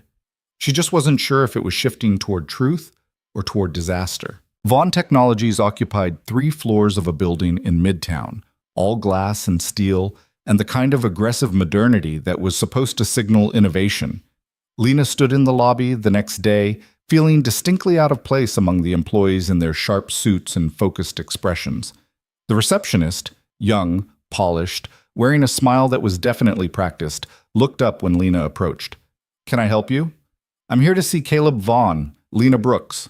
The smile went from professional to genuinely warm. Oh, yes, Mr. Vaughn mentioned you'd be coming.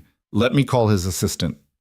2 minutes later, Lena was being escorted to the elevator by a woman in her 40s who introduced herself as Janet and chattered enthusiastically about how nice it was that Caleb was finally settling down and how Emma talked about Lena constantly and how the whole office was buzzing about the engagement. We were starting to worry, Janet confided as they rode up to the executive floor. After Sarah, he just shut down. Work, Emma. Nothing else. It's good to see him opening up again. Lena made non-committal sounds and tried not to feel like garbage. The executive floor was quieter than the lobby, all muted colors and expensive art. Janet led her to a corner office with floor-to-ceiling windows overlooking the city, knocked once, and opened the door. Ms. Brooks for you, Mr. Vaughn. Caleb looked up from his computer and something in his expression softened when he saw Lena. Thank you, Janet. Hold my calls for the next hour? Of course. Janet winked at Lena on her way out. Actual winked.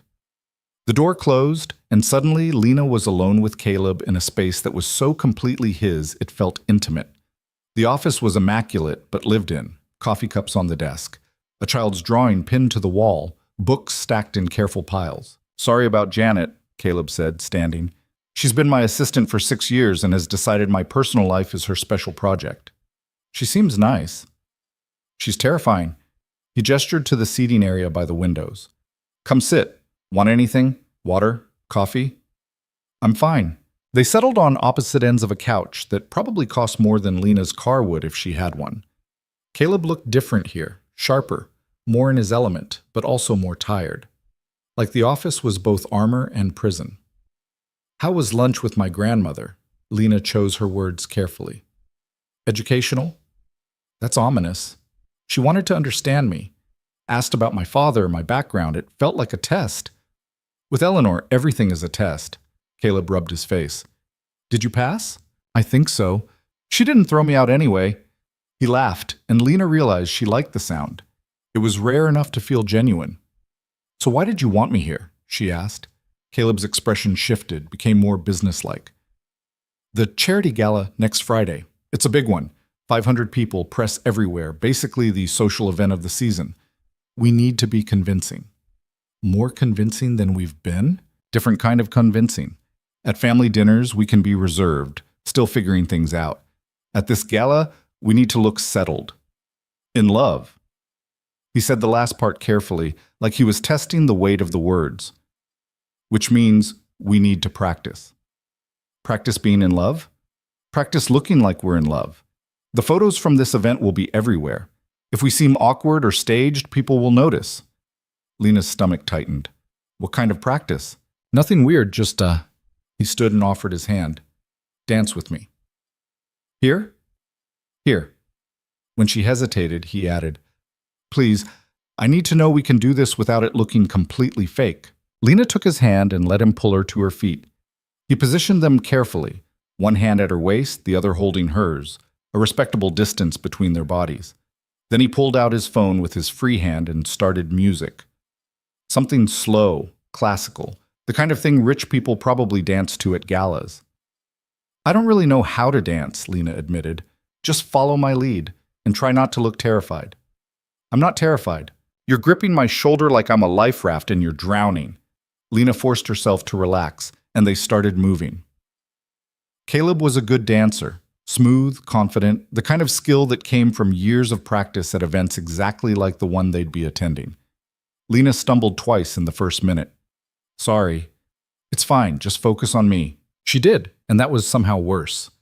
This close, she could see the gray in his eyes wasn't uniform. There were darker rings near the pupils, lighter flecks near the edges. She could smell his cologne, feel the warmth of his hand through her sweater, notice the way his jaw tightened when he concentrated. You're staring, he said quietly. You told me to focus on you. I meant my movements, not my face. Your face is attached to your movements. The corner of his mouth twitched. They turned and Lena managed not to step on his feet. Progress. At the gala, Caleb said, there will be moments when we need to be close. Photos, small talk with donors, that kind of thing. People will be watching. So we smile and play the part. It's more than that. We need to be comfortable touching each other. Right now, you're holding yourself like you're afraid I'll break. I'm afraid I'll break, or step on you, or trip and take us both down. He stopped moving. Lena. She looked up at him. This only works if you trust me. At least a little. At least enough to fake it. His hand tightened slightly at her waist. Do you trust me? It was a loaded question with about 17 different answers, none of them simple. Lena thought about Eleanor saying the lie was becoming real. She thought about Emma's photograph and Marcus's calculating smile and all the ways this could go wrong. I'm trying to, she said honestly. Something shifted in Caleb's expression. That's enough. They started dancing again, and this time Lena let herself lean into it. Let herself notice the way Caleb moved, the strength in his frame, the way he guided her without forcing. The music swelled, and for a few minutes they were just two people dancing in an empty office, pretending to be something they weren't. When the song ended, neither of them stepped back immediately. Better, Caleb said quietly. Thanks. I mean it. At the gala, if we can do this, he gestured between them. We'll be fine. What if we can't? Then we'll improvise. He finally released her, and Lena felt the absence of his touch like cold air. There's something else.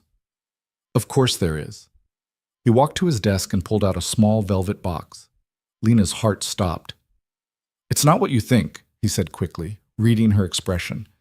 Well, it is, but not just open it. Lena took the box and opened it carefully. Inside was a ring, diamond, tasteful, absolutely stunning. The kind of ring that made a statement without screaming. We need to make this official, Caleb said. People are already asking why you're not wearing one. My grandmother mentioned it at lunch, apparently. She did, Lena confirmed, remembering Eleanor's pointed glance at her bare hand. So, he took the ring from the box and held it up. May I? Lena extended her left hand, and Caleb slid the ring onto her finger. It fit perfectly, which made sense. He'd probably had someone measure her other jewelry. The diamond caught the light and threw rainbows across the ceiling. It's beautiful, Lena whispered. It should be. It cost enough. But his voice was gentle. You don't have to wear it all the time, just when we're in public. Okay. They stood there, Lena staring at the ring and Caleb watching her stare at it, and the weight of what they were doing pressed down on them both. I should tell you something, Caleb said abruptly. What? Marcus is digging. He's hired someone to investigate you, background check, financial records, all of it. Lena's stomach dropped. Can he do that? He can try. But there's nothing for him to find, right? Your story is clean. My story is my life. There's nothing to hide. Except the fact that this entire engagement was bought and paid for, but those contracts were locked in a lawyer's safe and protected by enough NDAs to choke a horse. Good. Caleb shoved his hands in his pockets. Just be aware. If he approaches you, if he asks questions, don't engage. Tell him to talk to me. He's really that desperate to take you down? He's that desperate for control. The company, the family legacy, all of it. He thinks it should have been his. Caleb moved to the window, staring out at the city. My father chose me as his successor. Marcus has never forgiven either of us for that. Even though your father's been gone 15 years, especially because of that. In Marcus's mind, he's been waiting patiently for his turn. And now here I am, getting engaged, looking stable, making it harder for him to argue I'm unfit to lead. Lena joined him at the window. What happens if he succeeds? If he gets control? He'll run it into the ground within 5 years. He's smart but impulsive, cares more about ego than strategy. Caleb's jaw tightened. And he'll destroy everything my father and grandmother built in the process. So the stakes are kind of high. You could say that. They stood in silence, watching the city move below them. Lena twisted the ring on her finger, getting used to the weight.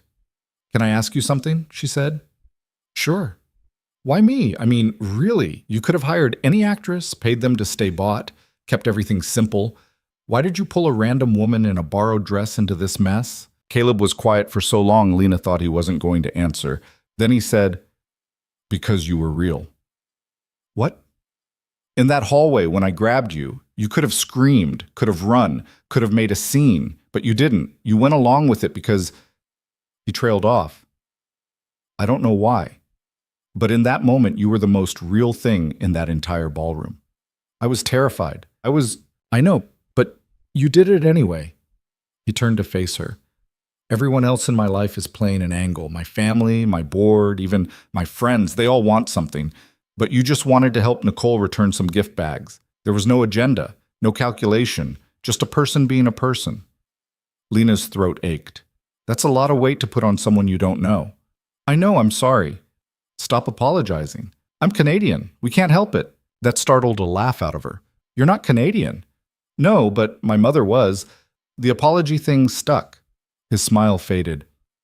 Look, I know this is complicated. I know I'm asking you to lie for money, which makes me pretty much the worst person you could have run into that night. But I meant what I said. You can walk away anytime. The contract protects you as much as it protects me. Your grandmother doesn't want me to walk away. Caleb's eyebrows rose. What did she say to you? That she knew the engagement was staged, that she doesn't care, that she wants me to keep going anyway because apparently I'm good for you. For a moment, Caleb looked like he'd been hit. Then he laughed, a harsh, surprised sound. Of course she knew. Of course she did. You're not upset. He ran both hands through his hair. I don't know what I am. Relieved, maybe. At least I don't have to keep lying to her. She still wants us to keep lying to everyone else. Naturally. He looked at Lena. Does that change anything for you? Did it? Lena thought about Eleanor's fierce expression, her trembling hands, her desperate desire to see her grandson find something real before she died. No, she said finally. It doesn't change anything. Okay? Caleb nodded slowly. Okay. Then we keep going. We keep going, Lena agreed. Her phone buzzed. A text from Nicole. Where are you? We need milk and you're closer to the store. Reality, crashing back in. Lena was standing in a billionaire's office wearing a ring worth more than her yearly salary, pretending to be someone she absolutely was not. I should go, she said. Right. Of course. Caleb walked her to the door, then paused. The gala is Friday at 7. I'll pick you up at 6:30. Margot will send over dress options tomorrow. How many options? Knowing Margot? Probably 15. That's excessive. That's Margot. He opened the door, and they stepped into the hallway. Janet looked up from her desk, saw them, and beamed. Such a lovely couple, she said to no one in particular. In the elevator, Lena stared at the ring on her finger and tried to remember which version of herself was real anymore. The week that followed was a blur of preparation. Margot sent dresses, 17, not 15, and Lena spent an entire afternoon trying them on, while Nicole watched and asked increasingly pointed questions about this mysterious boyfriend who bought her designer gowns. He's rich, clearly, like rich. So why are you still living here? Because we're taking things slow. You've been dating for 6 months and you're engaged. That's not slow, that's a sprint. Lena had no good answer for that. She chose a dress, midnight blue, elegant without being showy, and tried not to think about how much it cost. The gala loomed larger each day, until finally it was Friday and Caleb's car was pulling up to her building at exactly 6:30. He stepped out wearing a tuxedo that made him look like he'd been born for this, and for a moment Lena forgot how to breathe. You look beautiful, he said when she joined him. You clean up okay yourself. The drive to the venue, some museum Lena had never been able to afford to visit, felt too short. Caleb ran through the guest list, pointing out who she needed to charm and who she needed to avoid. Marcus would be there. Diane, Patricia. Half of Manhattan's elite and all of their judgment. Ready? Caleb asked as they pulled up to a red carpet, an actual red carpet, surrounded by photographers and cameras. No. Perfect.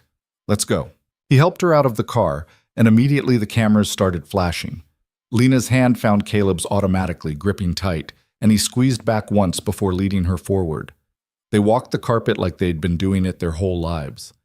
Caleb's hand never left the small of her back.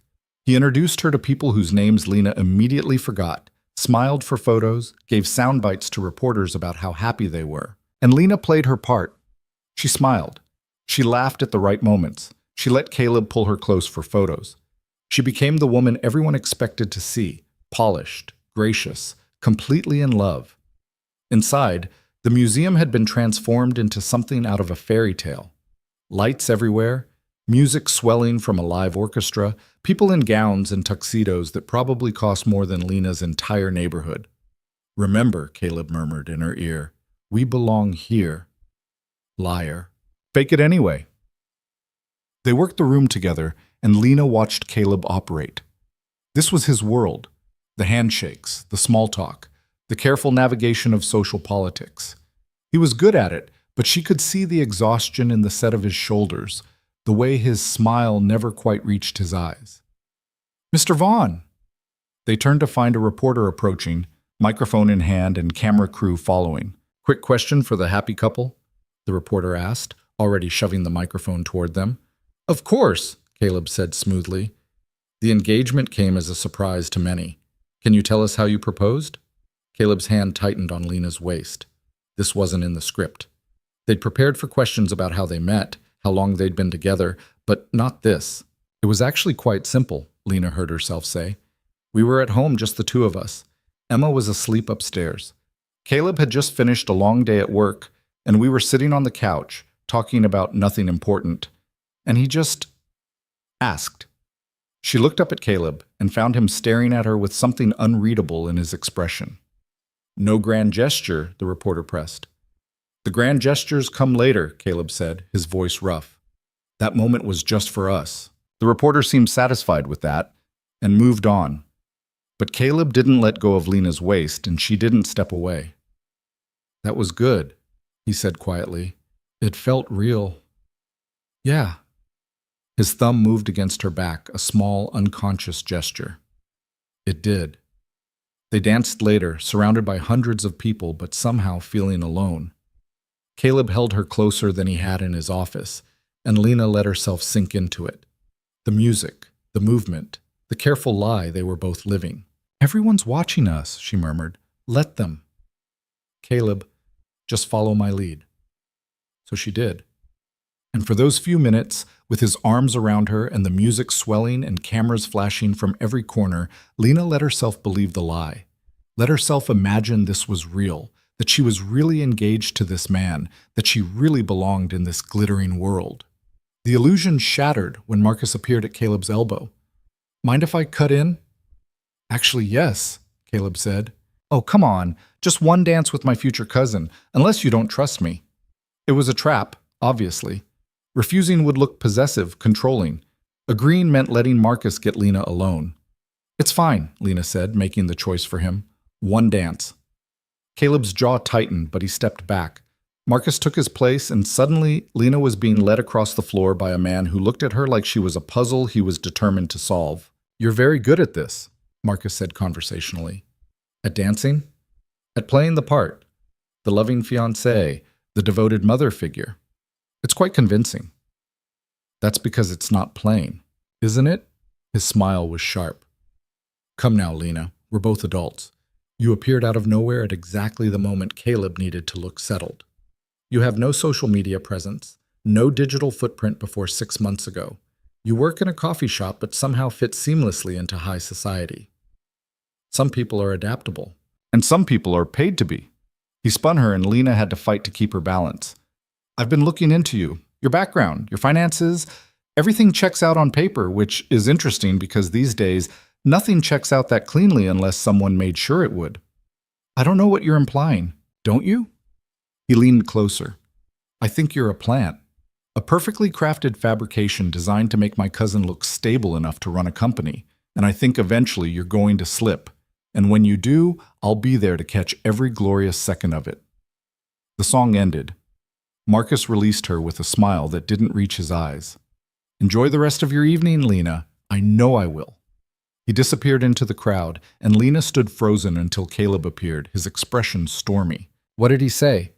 "He knows, or at least he suspects." Lena's hands were shaking. "He's investigating me. He said my background is too clean. He's fishing. He doesn't have anything real." "Not yet." Caleb pulled her away from the dance floor toward a quieter corner.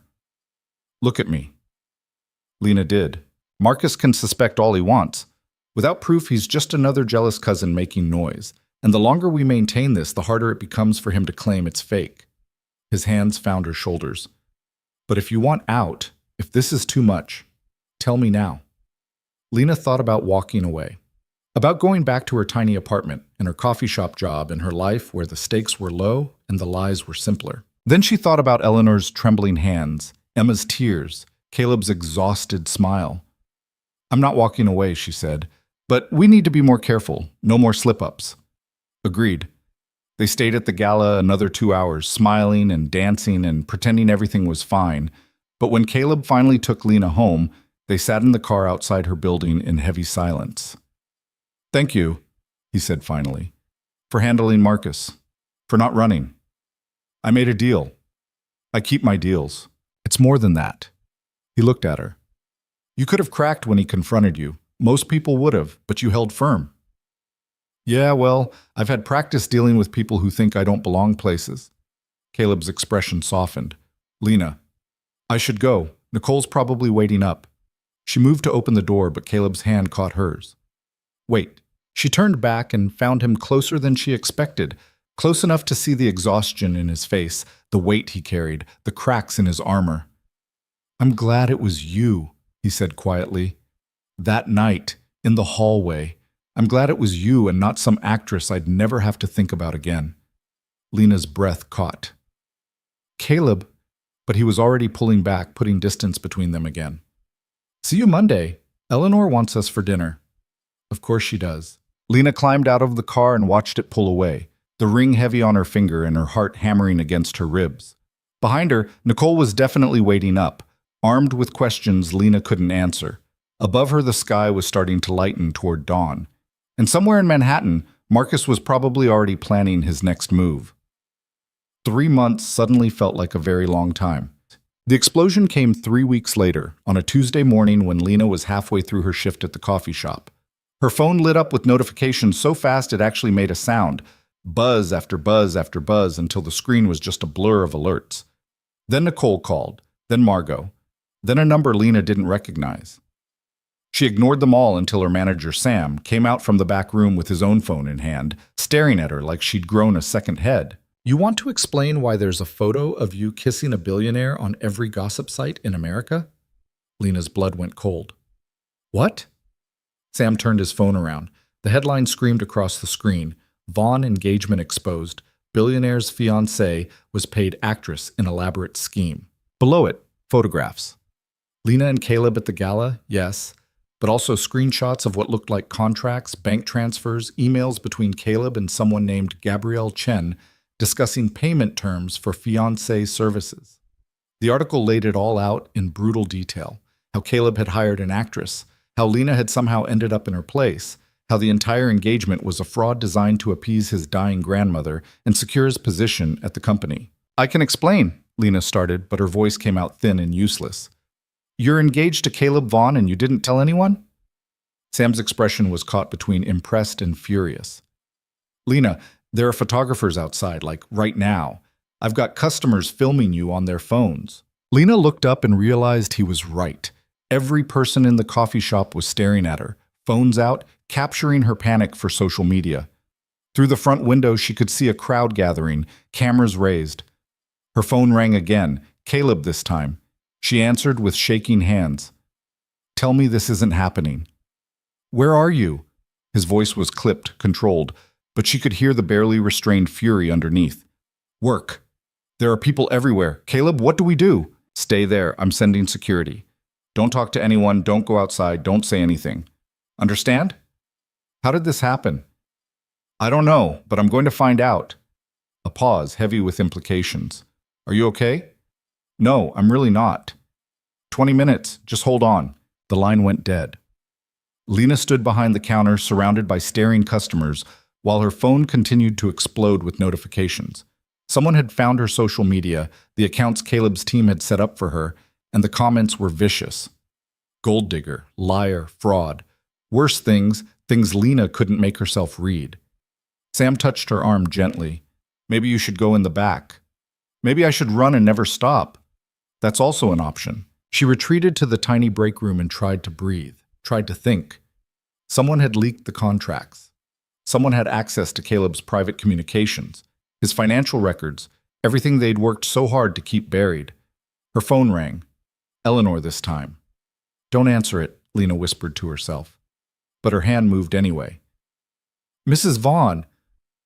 Are you hurt? Eleanor's voice was sharp despite its tremor. No, I'm not hurt, but everyone knows the whole thing, all of it. I'm aware. I'm looking at my computer screen right now, and apparently I'm a senile old woman being manipulated by my ambitious grandson. Eleanor made a sound that might have been a laugh. The internet has opinions. I'm so sorry. I never meant for this to... Stop. This isn't your fault. A pause. Is it? No, I didn't leak anything. I wouldn't. I know. Which means someone else did. Someone who had access to information that should have been locked down. Eleanor's voice hardened. I'm going to find out who. In the meantime, you need to get somewhere safe.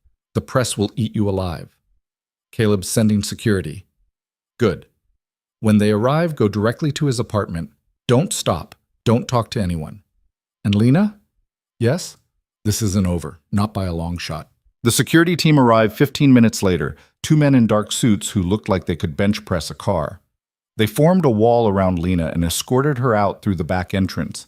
But even that didn't save her from the cameras. Photographers had found the alley, were shouting questions, shoving microphones in her face. Lena, how much did he pay you? Is the engagement completely fake? Did you seduce him for money? The security guards pushed through without responding, and suddenly Lena was in the back of a car with tinted windows, pulling away from the only job she had left that felt normal. The apartment building Caleb lived in was in Tribeca, all understated wealth and doormen who looked like they could kill you with a stern glance. The security team brought her up through a private elevator, deposited her in a penthouse that was somehow both massive and sterile, and left her there alone. Lena stood in the middle of Caleb's living room, floor-to-ceiling windows overlooking the city, furniture that was definitely designer, everything perfectly arranged and completely impersonal, and tried not to have a breakdown. Her phone buzzed. A text from Nicole. What the actual fuck? Then another from her mother in Pennsylvania. Honey, I'm seeing some very concerning things online. Then a blocked number. You're a lying whore and everyone knows it now. Lena turned off her phone. The apartment was too quiet. She walked through it, cataloging details. The kitchen that looked unused, the home office with stacks of documents and a cold cup of coffee, Emma's room with its explosion of toys and drawings taped to the walls. There were photos on the hallway wall, all of Emma at various ages, but none of Sarah. Like Caleb had erased her from the physical space even though she clearly still haunted it. Lena found herself in what had to be his bedroom. The bed was made with military precision, the nightstand held a book he was apparently halfway through, and on the dresser sat a small wooden box, similar to the one Emma kept her mother's photo in. She shouldn't open it. She absolutely shouldn't. She opened it.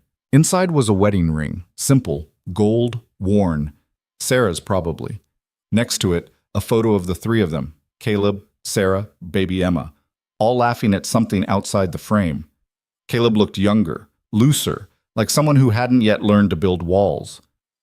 I forgot that was there. Lena spun to find Caleb standing in the doorway. He looked wrecked. Tie loose, hair disheveled, exhaustion carved into every line of his face. I'm sorry. I shouldn't have. It's fine. He crossed to the dresser and picked up the photo, studying it like he'd forgotten what it looked like. Sarah hated having her picture taken. This is one of maybe 5 photos I have of the three of us together. She was beautiful. She was. He set the photo down carefully. She was also the worst cook I've ever met and had a terrible habit of leaving cabinet doors open, so I'd constantly walk into them. She sang off key and told dad jokes that made Emma groan even as a toddler. His smile was sad.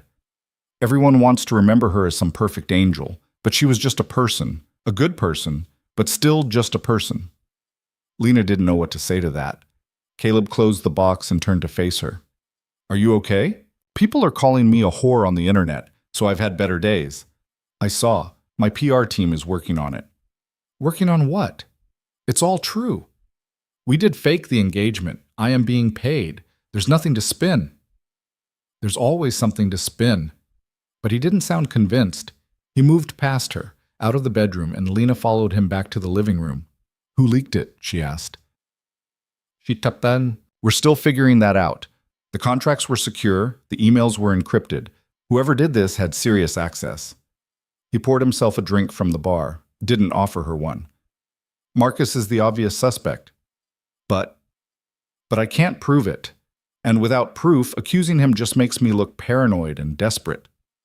He drank half the glass in one swallow. The board is calling an emergency meeting. They want to discuss whether this scandal affects my fitness to lead. Can they actually remove you? If they vote no confidence? Yes. Marcus has been building alliances for years. This might be the ammunition he needs. Caleb set down the glass. I'm sorry. This is my mess, and you got caught in it. We're both caught in it. No, I dragged you into it. There's a difference. He finally looked at her directly. The contract has a termination clause for exactly this scenario. Reputational damage outside your control. You can walk away right now with full payment and a confidentiality agreement that protects you from legal fallout. Lena stared at him. You're firing me. I'm giving you an exit. There's going to be a press conference tomorrow. I'm going to have to address this publicly, and anything I say will either throw you under the bus or make things worse for both of us. If you leave now, I can spin it as what? That I seduced you for money and you're the innocent victim? Lena's laugh was harsh. That's not going to work. Then I'll take full responsibility. Say I hired you, that you were just doing a job, that none of this is your fault, which makes me look like a prostitute instead of a gold digger. Great options. Caleb flinched. I don't know what else to do.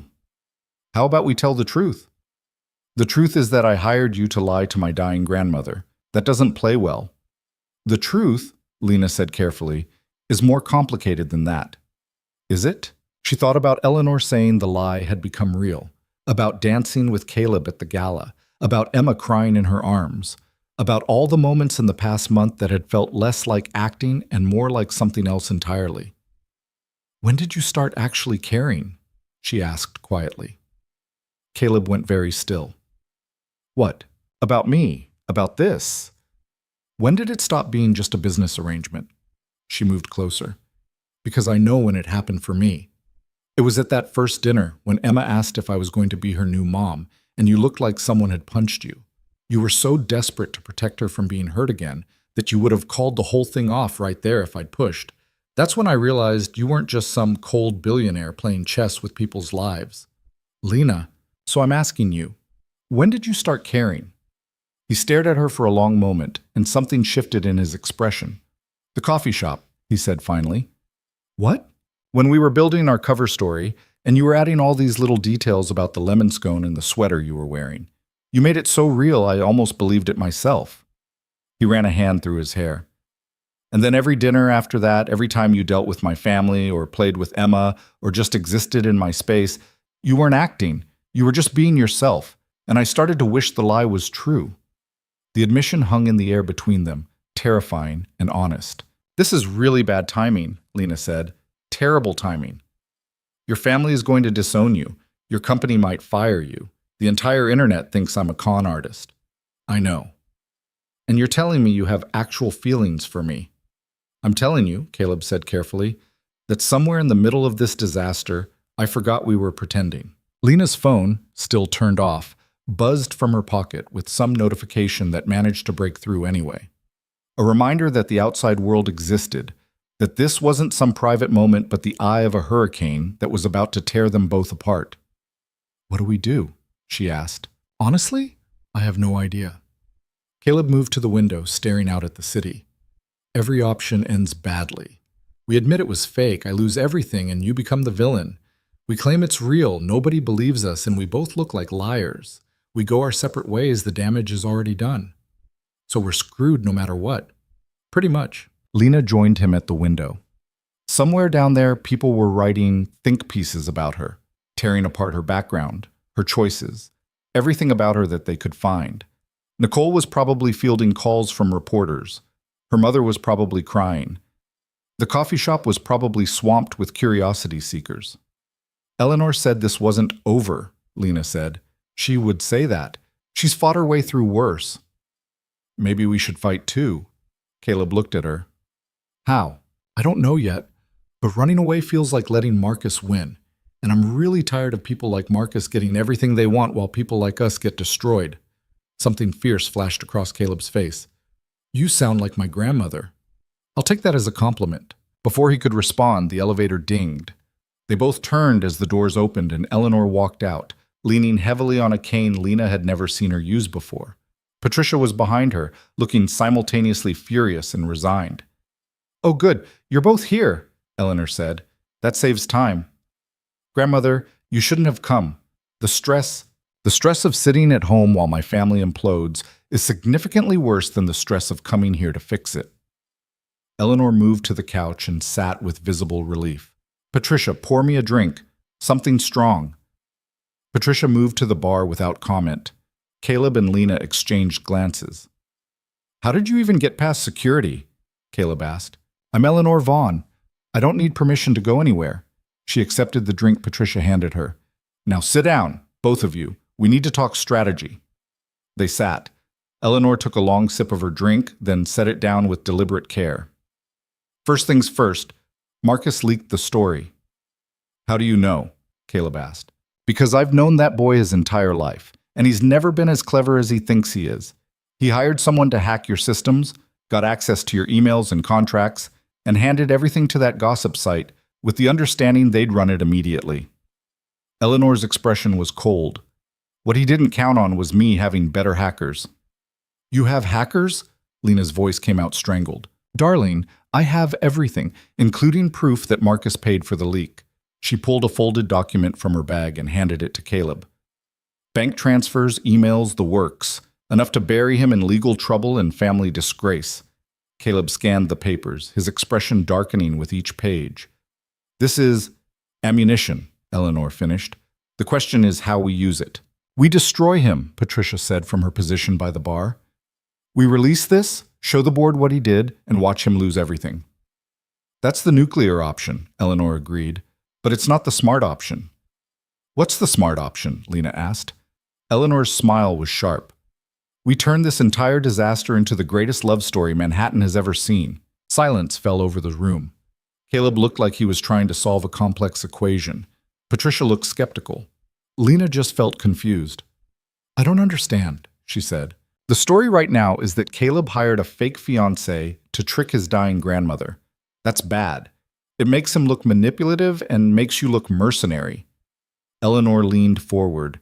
But what if the real story is that he hired someone to play a part and then fell genuinely in love with her? What if this isn't a con but a romance that started under unusual circumstances and became real despite both of you fighting it? That's, Caleb started. True, Eleanor finished. Isn't it? The question landed like a bomb. Caleb and Lena looked at each other, and Lena saw her own confusion reflected in his face. We can't prove that, Caleb said carefully. Can't you? Eleanor gestured between them. I've watched you two over the past month. The way you look at each other when you think nobody's watching, the way Lena handles Emma with genuine care, not performance, the way you've started smiling again, Caleb, for the first time in 3 years. Her voice softened. This started as a lie, but somewhere along the way, it became the truth. All we're doing is admitting that publicly. The internet will tear us apart, Lena said. The internet is already tearing you apart. At least this way you control the narrative. Patricia moved to sit beside Eleanor. For what it's worth, I think Mother is right. I've seen the two of you together. Either you're both incredible actors or something real developed. Caleb stood abruptly, started pacing. This is insane. We can't just... Can't what? Eleanor asked. Can't tell the truth? Can't admit that two people thrown together by unusual circumstances found something genuine? She struggled to her feet, waving off Patricia's attempt to help. Caleb, I'm dying. We all know it. I have maybe 3 months left if I'm lucky, and in that time I would very much like to see you stop running from anything that might make you feel something. That's not fair. Nothing about this is fair. Sarah died. You were left alone with a baby and a company and grief you never processed. Marcus is trying to steal everything your father built. And now this girl, she gestured at Lena, this brave, stubborn girl who could have walked away a dozen times but didn't, is sitting here ready to fight beside you. So stop being a coward and decide what you actually want. The silence that followed was absolute. Caleb looked at Lena. What do you want? I want to stop lying, she said quietly. To everyone, including myself. Meaning this stopped being about the money weeks ago. Meaning I care about Emma, and I care about your grandmother, and I care about... She stopped, the words catching in her throat. About me? Caleb finished. Yes, about you. Even though you're stubborn and emotionally constipated and you work too much and you're terrible at asking for help. She stood, needing to move. But I also know that caring about someone isn't enough. You have a daughter who lost her mother, a grandmother who's dying, a company on the line. I'm just a barista from Brooklyn who happened to walk into the wrong hallway at the wrong time. Or the right time, Eleanor murmured. Caleb crossed to Lena in 3 strides, close enough that she had to tilt her head back to meet his eyes. I don't want you to walk away. Even if staying means fighting through this mess, even if the press destroys us both? Especially then. His hand came up to cup her face, thumb brushing her cheekbone in a gesture that was achingly gentle. I'm tired of safe. I'm tired of controlled. I want something real, even if it's complicated and messy and completely terrifying. That's the worst decision you've ever made, Lena whispered. Probably. He smiled, and it transformed his face. But I'm making it anyway. Eleanor cleared her throat delicately. As touching as this is, we still need a plan. The press conference is tomorrow at noon. What are we telling them? Caleb didn't look away from Lena. The truth, that I hired her, that it was supposed to be fake, and that somewhere along the way it became the most real thing in my life. And me? Lena asked. What do I say? That you took a job you needed and found something you didn't expect. His other hand found hers, threading their fingers together. That you're here by choice now, not contract. They'll call me a liar, a gold digger, worse. Probably, but I'll be standing next to you when they do. Patricia made a small sound that might have been approval. Eleanor just smiled, satisfied, like she'd been orchestrating this outcome from the beginning. There's still Marcus, Patricia pointed out. He won't just accept defeat. No, Eleanor agreed, which is why we're going to make him an offer. What kind of offer? Caleb asked. The kind where he backs off completely, drops any challenge to your leadership, and quietly exits the company. Or we release everything we have on him and destroy his reputation so thoroughly he'll never work in this city again. Eleanor's expression was pleasant, but her eyes were ice. I suspect he'll take the first option. That's blackmail, Lena said.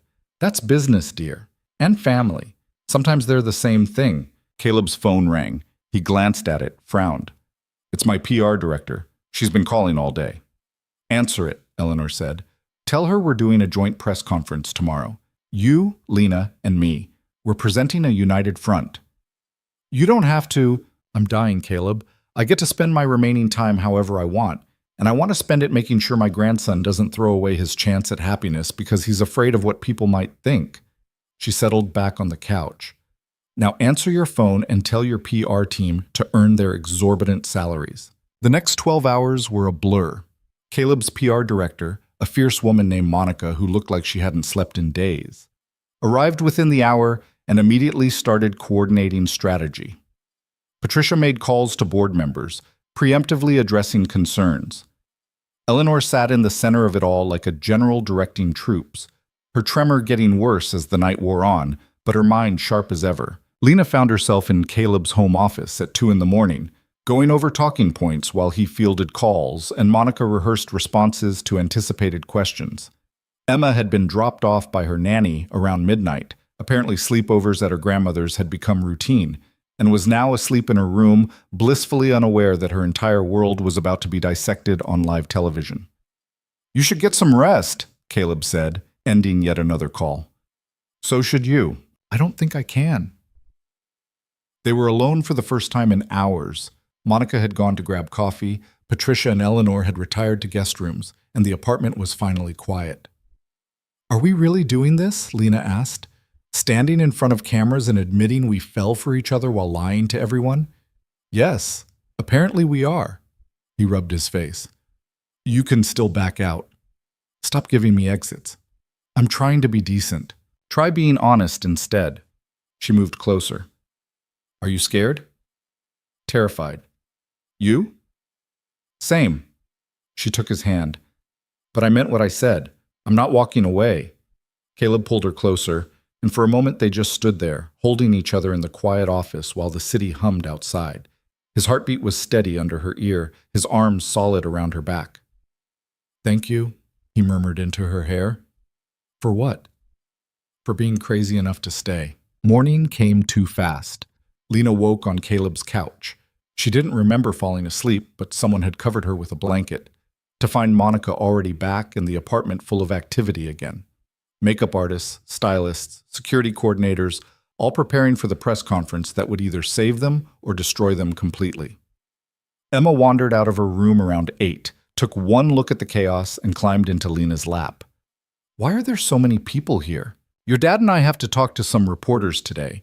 It's kind of a big deal. Are you in trouble? Sort of. Is it my fault? Emma's voice went small. Because you're marrying Daddy because of me? Lena's heart cracked. No, sweetheart. None of this is your fault. This is grown-up stuff that has nothing to do with you. But people are saying mean things. I heard Aunt Patricia on the phone. People say mean things sometimes. That doesn't make them true. Emma was quiet for a moment. Then, do you love my daddy? The question shouldn't have surprised her, but it did. Lena looked across the room to where Caleb was deep in conversation with his lawyers, his tie already loose despite the early hour, exhaustion carved into every line of his body. Yes, she said quietly. I do. Good. Emma snuggled closer. He loves you too, I can tell. How? He smiles different now, like he means it. At 11:30, they gathered in the lobby of Vaughn Technologies headquarters, where a small army of press had assembled. Cameras everywhere, reporters shouting questions, the air thick with anticipation and judgment. Eleanor sat in a wheelchair, a concession to her failing body that she'd fought but ultimately accepted, with Patricia standing guard beside her. Caleb stood at the podium, Lena at his right, both of them dressed in clothes Monica had deemed appropriately serious but not funereal. The room fell silent when Caleb raised his hand. Thank you all for coming. I'm going to make a statement and then we'll take a few questions. He glanced at Lena and she nodded. Yesterday, a story broke about my engagement to Lena Brooks. The story claimed that our entire relationship was fabricated, a business arrangement designed to fool my family and secure my position at this company. And I'm here to tell you that parts of that story are true. A ripple went through the crowd. Cameras flashed. Lena felt her heart hammering but kept her expression neutral. I did initially hire someone to pose as my fiancé, Caleb continued. My grandmother is dying and her last wish was to see me settled. I was desperate to give her that peace, and I made a choice that was, in retrospect, both arrogant and short-sighted. I arranged for an actress to play the role for a few months. Then why is Lena Brooks here? Someone shouted. Because the actress didn't show up. And Lena, he looked at her fully now, and Lena saw everything in his expression, all the fear and hope and desperate honesty. Lena was in the wrong place at the wrong time. I mistook her for the person I'd hired, pulled her into a ballroom full of people, and kissed her in front of cameras before she even knew my name. Lena stepped closer to the microphone. I should have walked away. Any reasonable person would have. But he offered me money I desperately needed, and I agreed to keep pretending. For 3 months, that was the deal. So it was a business arrangement, a reporter called out. It started that way, Lena agreed. But something happened that neither of us planned for. We started to care about each other. Really care. Not because of the contract or the money or the public appearances, but because when you spend that much time pretending to be someone's partner, sometimes you actually become it. Eleanor's voice cut through the murmurs. My grandson made a stupid choice. But I've watched them over these past weeks, and I'm telling you, what started as a lie became something real. They fell in love despite themselves, despite the circumstances, despite every reason not to. With respect, Mrs. Vaughn, how can we believe that? Someone asked. How do we know this isn't just another performance? You don't, Caleb said bluntly. You have no reason to believe us. We lied to you, to my family, to everyone. And we're sorry for that. But I'm standing here today asking you to believe that people can change, that situations can evolve, that love can grow in unexpected places. And the money? Another reporter pressed. Is she still being paid? No, Lena said firmly. As of today, the contract is void. I'm here because I want to be, not because I'm being compensated. Then you're giving up $75,000? I'm giving up a lie. I'm keeping something real instead. The questions came rapid fire after that, some hostile, some genuinely curious, all demanding proof of something that couldn't be proven. Caleb fielded them with patience Lena didn't know he possessed, never deflecting to her, always taking responsibility. Eleanor interjected when needed, her authority cutting through the skepticism like a blade, and Lena stood beside them, answering honestly, admitting her mistakes, refusing to pretend she was anything other than a woman who'd taken a terrible deal and found something unexpectedly worth keeping. After 45 minutes, Monica stepped in and called an end to questions. The reporters kept shouting anyway, but security began clearing the room. Caleb stepped back from the podium and immediately reached for Lena's hand. "You did great," he murmured. "We both did. It doesn't mean they believed us." "No, but at least we told the truth." Patricia wheeled Eleanor toward the elevator, calling back that they'd wait upstairs. Monica was already on her phone, monitoring reaction in real time, her expression giving nothing away. Caleb and Lena followed more slowly, still holding hands, both exhausted and wired at once. In the elevator, alone for 30 seconds, Caleb pulled Lena against him and just held her. "Whatever happens now," he said into her hair, "thank you for staying." "Whatever happens now," Lena echoed, "we face it together." The elevator doors opened onto chaos. Board members were arriving for an emergency meeting, staff were fielding calls, and someone had apparently sent flowers. Dozens of bouquets, some supportive, some sarcastic, all demanding attention. Emma was there too, having been brought from school by her nanny, and she ran straight to Lena with a fierceness that nearly knocked her over. "Did you tell them?" Emma demanded. "Did you tell them you love Daddy?" "I did." "And did they believe you?" Lena crouched down to Emma's level. "Some of them probably did. Some of them probably didn't. But the important thing is that it's true." Emma studied her seriously, then nodded like Lena had passed some crucial test. "Okay, then I believe you too." Across the room, Marcus appeared in the doorway. He looked at the scene, Caleb, Lena, Emma, Eleanor in her wheelchair, and something complicated passed across his face. Then he turned and left without a word. "Should we go after him?" Patricia asked. "No," Eleanor said quietly. "Let him go. He knows what we have. He'll make his choice." And just like that, the waiting began. Waiting for the board's decision. Waiting for public opinion to shift one way or another. Waiting to see if telling the truth would save them or destroy them both. Lena sat beside Eleanor while Caleb went to face the board. Emma curled in her lap and wondered how her life had gone from borrowed dresses and empty bank accounts to this. A billionaire's apartment, a dying woman's blessing, and a love she hadn't meant to find but couldn't imagine giving up. "You know what the hardest part is?" Eleanor said softly. "What?" "Not knowing if I'll live long enough to see how this ends." She patted Lena's hand. "But I suppose that's true for all of us, isn't it? None of us know how our stories end." "Then I hope yours ends with knowing you did everything you could to save him." Eleanor's smile was tired but genuine. "Oh, darling, I'm not saving him. You are. I'm just making sure he's smart enough to let you." The board meeting lasted 4 hours. Lena knew because she watched every minute tick by on the massive clock in Caleb's office. Emma asleep against her shoulder, Eleanor dozing in the wheelchair with Patricia standing guard like a sentinel. Nobody spoke much. There wasn't anything left to say that hadn't already been said to cameras and reporters and the entire judging world. When Caleb finally walked back in, his tie was gone completely and his shirt sleeves were rolled up. He looked like he'd aged 10 years in 4 hours. "Well?" Eleanor asked, instantly awake. "They voted to keep me as CEO. Barely. 8-7. He collapsed into his desk chair. 3 board members wanted me removed immediately. Marcus apparently spent the last month building a coalition, promising them I was unstable, unreliable. Today's press conference actually helped, showed I was willing to be transparent, take responsibility. But it was close." "What about Marcus?" Patricia asked. "He's out. Resigned effective immediately. They gave him a severance package to avoid a public fight, but he's gone." Caleb rubbed his eyes. "Eleanor, he took your offer. Everything you had on him stays buried as long as he disappears quietly. Smart boy, Eleanor murmured. Foolish, but smart when cornered. Lena shifted carefully, trying not to wake Emma. So what happens now?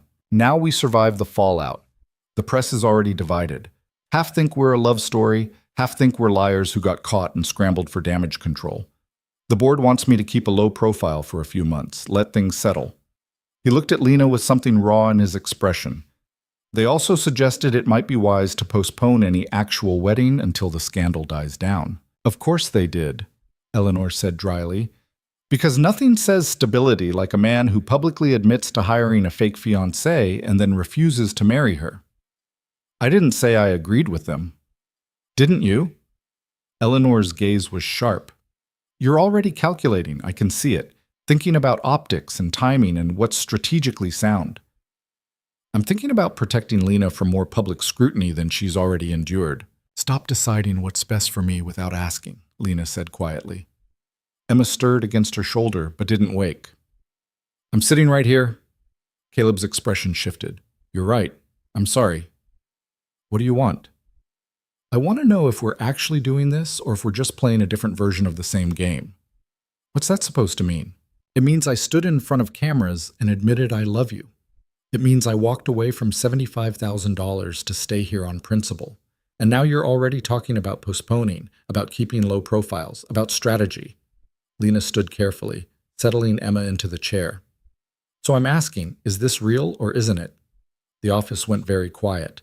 Patricia looked uncomfortable. Eleanor looked satisfied, like Lena had finally asked the question she'd been waiting for. Caleb stood and crossed to Lena in 3 strides. It's real. Everything I said at that press conference, everything I've felt for the past month, all of it is real, but I'm also terrified of what loving me is going to cost you. That's my choice to make, not yours. Is it? Because the internet is still calling you a gold digger. Your coffee shop had to close today because of protesters. Your mother called me directly, your mother, Lena, to ask if I was taking advantage of you. Lena flinched. She'd been avoiding her mother's calls, unable to face that particular conversation. My point, Caleb continued, softer now, is that being with me comes with consequences you didn't sign up for. And if postponing a wedding gives you space to figure out what you actually want without the pressure of cameras and public opinion, I know what I want, Lena interrupted. I want you to stop protecting me from myself. I want you to trust that I'm strong enough to handle whatever comes. And I want you to stop thinking everything has to be a calculated decision. Some things have to be. Not love. Love is the one thing you can't strategize. She stepped closer, forcing him to really look at her. I didn't fall for CEO Caleb Vaughn, who gives perfect speeches and runs board meetings. I fell for the man who panicked in a hallway, who reads his daughter bedtime stories in terrible character voices, who keeps his dead wife's wedding ring in a box because he's not ready to let go but can't keep looking at it either. Caleb's breath caught. How did you? The box was open when I found it. I saw. She reached up to touch his face. You're messy and complicated and you have terrible coping mechanisms, and I love you anyway, so stop trying to fix this into something clean and manageable, because that's not what we are. For a long moment, Caleb just stared at her. Then he pulled her against him, wrapping his arms around her like she was the only thing keeping him anchored. I don't know how to do this, he whispered into her hair. Neither do I. We'll figure it out together. Eleanor cleared her throat delicately. As touching as this is, I'm an old woman who needs her rest. Patricia, take me home before I fall asleep in this uncomfortable chair and wake up even more decrepit than I already am. You're not decrepit, Patricia said, but she was already moving to the wheelchair. I'm dying, darling. That's the definition of decrepit. Eleanor held out a hand to Lena. Come here, child. Lena went. Eleanor's grip was weaker than it had been even a week ago, the tremor more pronounced. You've been very brave, Eleanor said quietly. Braver than most people would have been in your position. But the hard part isn't over. The world is going to keep judging you, keep questioning whether you're worthy of this life. You'll have to prove yourself over and over again, and it won't be fair. I know. Good. Because I need you to promise me something. What? Don't let this family destroy you. Not the judgment, not the politics, not the weight of the Vaughn name. Stay yourself. That's the only reason this works. Because you're real in a world of people playing parts. Eleanor's eyes were fierce despite their weariness. Promise me. I promise. And take care of him. He's going to try to be strong and stoic and in control, and you're going to have to remind him that it's okay to fall apart sometimes. Lena glanced at Caleb, who was pretending not to listen while obviously hanging on every word. I can do that. I know you can. That's why I'm trusting you with him. Eleanor released her hand. Now go home, all of you. This old woman needs her bed. Patricia wheeled her toward the elevator, and Lena heard Eleanor say, That went well, don't you think? Just before the doors closed, Caleb laughed quietly. She's been orchestrating this entire thing from the beginning. You're just figuring that out now? I'm a slow learner when it comes to my grandmother's schemes. He picked up Emma carefully, and she mumbled something incoherent but didn't wake. Come on, let's go home. Home. The word settled over Lena like a blanket. Not her tiny Brooklyn apartment that she'd already given notice on. The landlord had been thrilled to have a suddenly famous tenant leave. But Caleb's penthouse. Their penthouse, maybe, if she let herself think about it that way. The car ride was quiet. Emma woke up briefly to ask if everything was okay, accepted Caleb's reassurance, and fell back asleep against Lena's shoulder. The city slid past the windows, and Lena watched people going about their lives, completely unaware that hers had just been dissected on live television. Her phone, turned back on out of necessity, had approximately 800 notifications. She ignored all of them except one text from Nicole. I don't care what the internet says. You're still my best friend, and you're still paying your half of the electricity bill until the lease is up. Lena smiled and typed back, Deal. Coffee next week? The response came immediately. You're buying. Rich people buy coffee. I'm not rich. You're engaged to a billionaire. Close enough. Back at the apartment, Caleb carried Emma to her room while Lena stood in the living room and tried to process the fact that this was her life now. Designer furniture, floor-to-ceiling windows, a kitchen she was afraid to use because everything looked too expensive to touch. You're overthinking, Caleb said, returning from Emma's room. I'm appropriately thinking there's a difference. Is there? He moved to the bar, poured 2 glasses of wine, handed her one. To surviving our first public scandal. Hopefully our last. With this family? Unlikely. He took a long drink. Marcus sent me a message. Very brief, very bitter. Said I'd regret choosing you over family loyalty. Do you? Not even a little. He set down his glass and turned to face her fully. Lena, I need to say something, and I need you to let me finish before you respond. Her stomach tightened. Okay. When Sarah died, I thought my chance at this, he gestured vaguely between them, died with her. I thought I'd had my shot at love and partnership and all of that, and now my job was just to survive. Raise Emma, run the company, get through each day without falling apart. He moved closer. And then you walked into that hallway in a borrowed dress, and I grabbed you like a drowning man grabbing a life raft, and you could have run, should have run. But you didn't. Caleb, let me finish. His hand found hers. These past weeks with you have reminded me what it feels like to be human, to laugh at something genuinely funny instead of strategically, to care about someone because I want to, not because I'm obligated to feel something other than exhaustion and responsibility. His voice roughened. You saved me, Lena. And I know that's a lot of pressure to put on one person, and I know I don't deserve it, but I'm asking anyway. Will you marry me? Actually marry me. Not because of contracts or public opinion or my grandmother's manipulation, but because you want to? Lena stared at him. You're proposing. Again. Technically, this is the first real one. We're already engaged. We're fake engaged. This is me asking for real. He pulled the ring off her finger, the same ring he'd given her in his office, and held it up. So what do you say? Want to marry a workaholic billionaire with family drama and a 5-year-old daughter and absolutely no idea how to do this, right? Lena thought about all the reasons she should say no. The continued public scrutiny, the family politics, the vast difference in their backgrounds and bank accounts, the fact that they'd known each other for barely 2 months, most of which had been built on lies. Then she thought about Caleb reading Emma terrible bedtime stories, about Eleanor's fierce protectiveness, About the way it felt when Caleb looked at her like she was the only real thing in his entire manufactured world. Yes, she said, but I have conditions. Relief flooded his face. Name them.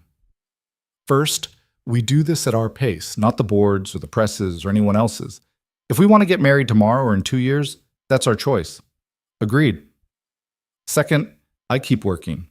Maybe not at the coffee shop anymore, but I'm not becoming someone who just attends charity lunches and plans parties.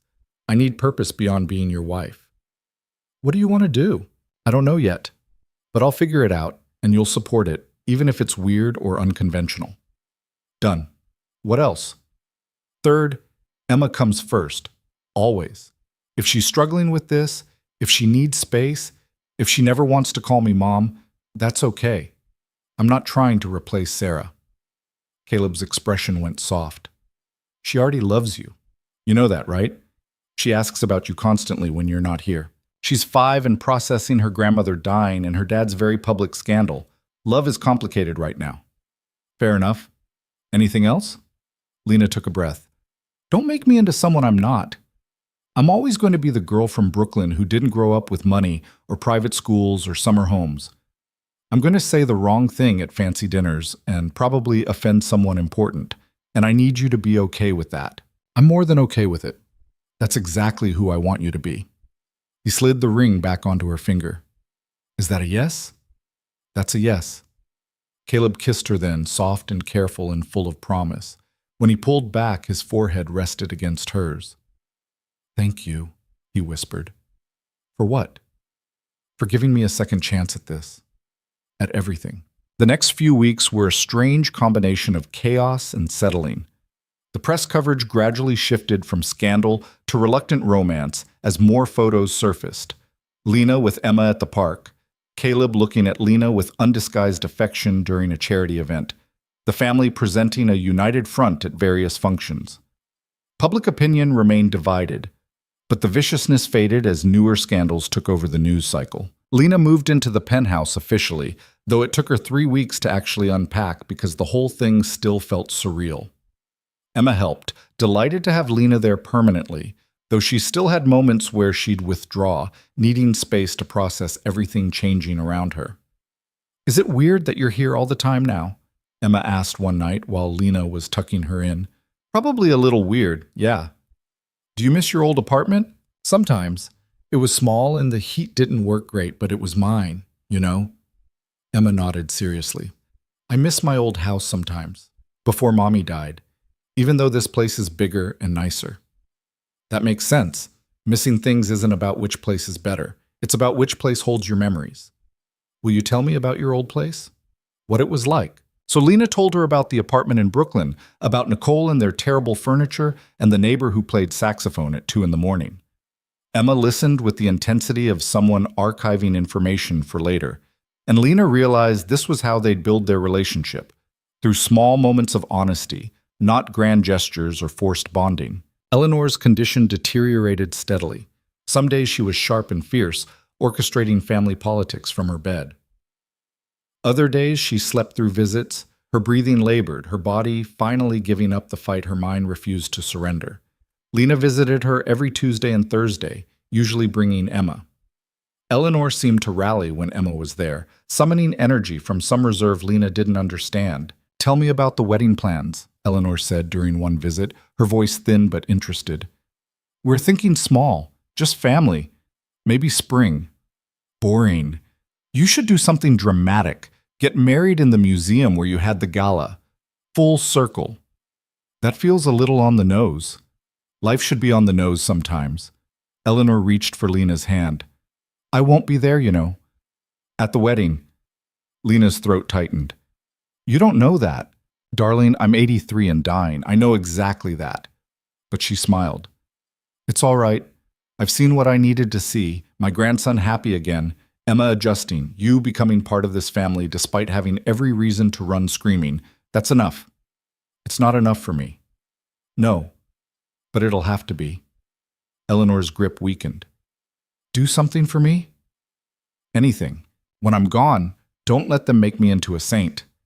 I was difficult and manipulative, and I interfered in people's lives constantly. Let me be remembered as a complicated woman who loved fiercely, not some perfect matriarch. I can do that. Good. And Lena, thank you for making my last months interesting. I haven't had this much fun in years. Lena stayed until Eleanor fell asleep, then sat in the car outside the townhouse and cried for 20 minutes before pulling herself together enough to face dinner with Caleb and Emma. Work became Lena's unexpected salvation. She'd assumed she'd struggle to find purpose beyond being Caleb's fiancée, but Eleanor, in one of her sharper moments, suggested Lena join the board of the Vaughn Foundation, the family's charitable organization. The other board members were skeptical at first, clearly viewing her as a token appointment, but Lena had grown up poor enough to know exactly where money could make a difference. She pushed for scholarships for first-generation college students, for funding community programs in neighborhoods the foundation had overlooked, for actually listening to the people they claimed to serve instead of deciding from boardrooms what poor people needed. "You're making enemies," Patricia warned her after one particularly contentious meeting. "Good. If I'm not making enemies, I'm not doing anything worthwhile." Patricia's smile was approving. "You're more like Eleanor than you realize." The comment stayed with Lena longer than she expected. She wasn't trying to become Eleanor, wasn't trying to transform into some society matriarch. But maybe there was room to be both. The girl from Brooklyn and the woman with access to resources that could actually help people like her younger self. Nicole remained Lena's anchor to reality. They met for coffee every week, and Nicole never let Lena forget where she came from. "You're wearing a watch that costs more than my car," Nicole observed during one meeting. "Caleb gave it to me. I told him it was too much." "And yet you're wearing it." "It was a gift. I didn't want to be rude." "Lena, you're engaged to a billionaire. You live in a penthouse. You have people who do your laundry. You can admit that part of you likes it without it making you a bad person." Lena stirred her coffee, which, ironically, she'd paid for despite Nicole's earlier insistence that rich people always buy. "I'm scared of losing myself in it." "Then don't. Keep coming to coffee with me. Keep arguing with foundation board members. Keep being the person who sees problems instead of just accepting that's how things are." Nicole's expression softened. "You're allowed to enjoy nice things and still be you. Those aren't mutually exclusive." "When did you get so wise?" "I've always been wise. You're just finally in a position to appreciate it." Marcus's departure left a vacuum in the family that nobody seemed eager to fill. He'd sent one last message to Caleb, a formal apology that read like it had been written by lawyers, and then vanished from their lives. Rumors surfaced occasionally about him starting a new venture in California, but nobody in the family mentioned him directly. "Do you miss him?" Lena asked Caleb one night. "Miss him? No, we were never close." He was quiet for a moment. "But I miss the idea of him, maybe. The cousin I thought I had when we were kids, before money and power made everything complicated. You could reach out." "I could, but some bridges burn for good reasons." He pulled her closer on the couch. "Besides, I've got enough family drama without inviting more back in." Emma's adjustment was gradual and imperfect. She had good days where she called Lena her almost mom, and bad days where she'd cry for Sarah and refuse to let Lena comfort her. The school counselor said it was normal, that grief didn't follow timelines or rules, that Emma was processing trauma at her own pace. "Am I doing this wrong?" Lena asked Caleb after a particularly difficult night where Emma had screamed that she wanted her real mom, not a replacement. "There is no wrong way. You're showing up, you're patient, you're not forcing anything. That's all we can do." "It doesn't feel like enough." "It rarely does, but watch. Tomorrow she'll probably come downstairs and ask you to make pancakes like nothing happened. That's how kids work." He was right. The next morning, Emma appeared in the kitchen and asked if Lena could put chocolate chips in the pancakes, and they spent breakfast discussing which Disney princess had the best superpower. The outburst from the night before went unmentioned, filed away as just another wave in the complicated ocean of grief. Eleanor died on a Tuesday in November, 3 months almost to the day after Lena had first walked into that hallway in a borrowed dress. Patricia called at 6 in the morning. Eleanor had passed in her sleep peacefully, exactly as she'd wanted. The family was gathering at the townhouse. Lena found Caleb in his office, staring at nothing, the news clearly already delivered. She didn't say anything, just went to him and held him while he finally let himself fall apart. "I knew it was coming," he said against her shoulder. "I've known for months. Why does it still feel like this?"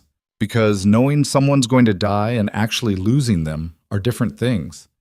He cried quietly, not the dramatic grief of movies, but the exhausted tears of someone who'd been bracing for impact and finally got hit. Lena just held him, offering nothing but presents because that was all she had to give. Emma took it harder. She'd known her grandmother was sick, but 5-year-olds don't really understand forever. When Lena told her that Eleanor had gone to be with her mother, Emma's face crumpled. "Everyone leaves," she whispered. "Not everyone. Your dad's here. I'm here. You promise?" It was a promise Lena had no business making. Life had already taught Emma that promises could break. But she made it anyway. "I promise. I'm not going anywhere." The funeral was massive, befitting a woman who'd built an empire and shaped 3 generations. Hundreds of people came to pay respects, from business titans to the janitor who'd worked in the Vaughn building for 30 years and whose daughter Eleanor had personally sent to college. Lena stood beside Caleb during the service, watching him deliver a eulogy that was honest and loving and didn't shy away from Eleanor's difficult edges. He talked about her ruthlessness and her generosity, her manipulation and her fierce loyalty, painting a picture of a complicated woman who'd refused to be simple. "She told me once that love was the only thing worth building a legacy around," Caleb said, his voice steady despite his grief. "Everything else, money, power, reputation, that all crumbles eventually. But love, if you do it right, that echoes through generations." He looked directly at Lena. "She taught me that, and I'm grateful I got to learn the lesson before it was too late." At the reception afterward, person after person approached Lena to share Eleanor's stories. Some touching, some hilarious, all revealing different facets of the woman who'd orchestrated this entire complicated journey. "She told me you were good for Caleb," one older woman said. "Said you had spine, which was rare in this family. I didn't believe her at first. Thought you were just another pretty face. But I was wrong. Eleanor usually was right about people." Patricia found Lena in a quiet corner later, looking exhausted and older than Lena had ever seen her. "She left you something," Patricia said, handing over a sealed envelope. "Instructions were to give it to you today." Inside was a handwritten letter in Eleanor's shaky script. "Lena, if you're reading this, I'm dead, which is both a relief and deeply inconvenient. There's so much more I wanted to see, but I suppose 3 extra months wasn't bad considering the doctors gave me one. I'm writing this to thank you. Not for marrying my grandson, though I approve of that too, but for reminding an old woman that love is still worth fighting for. You took a terrible situation and turned it into something real. That takes courage most people don't have. I'm also writing to give you permission to fail. You're going to make mistakes as Caleb's wife, as Emma's stepmother, as part of this family. You're going to say the wrong thing, offend the wrong people, question whether you belong. That's normal. Don't let it break you. This family needs someone like you, someone who didn't grow up in this world, who sees it clearly without the rose-colored glasses money provides. Don't lose that perspective. Don't let them smooth away your edges to make you more palatable. And tell my grandson that I forgive him for the fake engagement. It was a stupid plan, but it brought him you, so I'll call it a net positive. Love fiercely, live honestly, and don't take any nonsense from board members who think they know better than you." With affection and exasperation, Eleanor Lena read it twice, then folded it carefully and put it in her purse. Around her, the reception continued, people celebrating a life well lived and mourning a loss deeply felt. Caleb appeared at her elbow. "You okay?" "Your grandmother left me a letter." "Of course she did. She leave me one too?" "Didn't say. You should ask Patricia." "Later." He took her hand. "Come on, Emma's asking for you." They found Emma in his garden, sitting on a bench and staring at the flowers Eleanor had loved. She looked small and lost in her black dress. "Hey, sweetheart," Lena said, sitting beside her. "Everyone's talking about Grandma, saying nice things. That's what people do at funerals. But some of the things aren't true. Mrs. Henderson said Grandma was always so sweet and patient. But Grandma yelled at her last month about the quarterly reports." Caleb choked on a laugh. "You're right. Grandma wasn't always sweet. So why are people lying?" "They're not lying exactly," Lena said carefully. "They're remembering the parts of her they loved best. That's okay. But I want to remember all of her, even the parts that weren't nice." Emma's chin trembled. "Is that bad?" "No, baby. That's actually perfect." Lena pulled her close. "That's how you really honor someone, by remembering who they actually were, not who people wish they'd been. Emma nodded against her shoulder and they sat there in Eleanor's garden while the reception continued inside, three people learning how to be a family without the woman who'd pushed them together. The wedding happened 6 months later, in April, when the weather was unpredictable and beautiful. They did it at the museum after all. Eleanor had been right about the symbolism, but kept it small. 50 people, mostly family and close friends, in a ceremony that lasted 20 minutes and felt exactly right. Lena wore a dress Margot had helped her choose, simple and elegant, and nothing like the borrowed white dress that had started everything. Emma stood beside her as flower girl, taking her responsibility with 5-year-old seriousness. Nicole stood on Lena's other side, crying happy tears and making jokes about how her roommate had upgraded. Patricia walked Lena down the aisle, a choice that had surprised everyone, including Lena. But Patricia had been Eleanor's daughter, and in some weird way, this felt like Eleanor giving her away by proxy. Caleb waited at the altar, looking nervous and happy, and completely unlike the controlled businessman who'd grabbed her in that hallway 8 months ago. When the officiant asked if he took Lena to be his wife, his voice broke slightly on the "I do." Lena's vows were simple. I promise to love you on the days you deserve it and the days you don't. I promise to remind you you're human when you forget. I promise to be honest even when it's hard. And I promise to stay not because a contract says so, but because I choose you. Every day I choose you. There wasn't a dry eye in the room. The reception was at the penthouse. They're home now. Though Lena still sometimes caught herself thinking of it as Caleb's space. Emma had requested a chocolate fountain, so there was a chocolate fountain. Nicole had requested an open bar, so there was an open bar. And somewhere between the cake cutting and the first dance, Lena found herself standing at the window overlooking the city, watching the sun set over Manhattan. "Penny for your thoughts," Caleb said, joining her. "Just thinking about how different my life is now than it was a year ago." "Better?" "Different. Sometimes better. Sometimes just different." She leaned against him. "I still can't believe this is real sometimes. That I actually married you. Want to know a secret?" "What?" "I still can't believe you said yes. Twice." He kissed the top of her head. "Thank you for taking a chance on a workaholic with family drama and terrible coping mechanisms. Thank you for being brave enough to grab a stranger in a hallway and change both our lives." They stood there while their party continued behind them, and Lena thought about everything it had taken to get here. The lies, the scandal, the grief, the growth.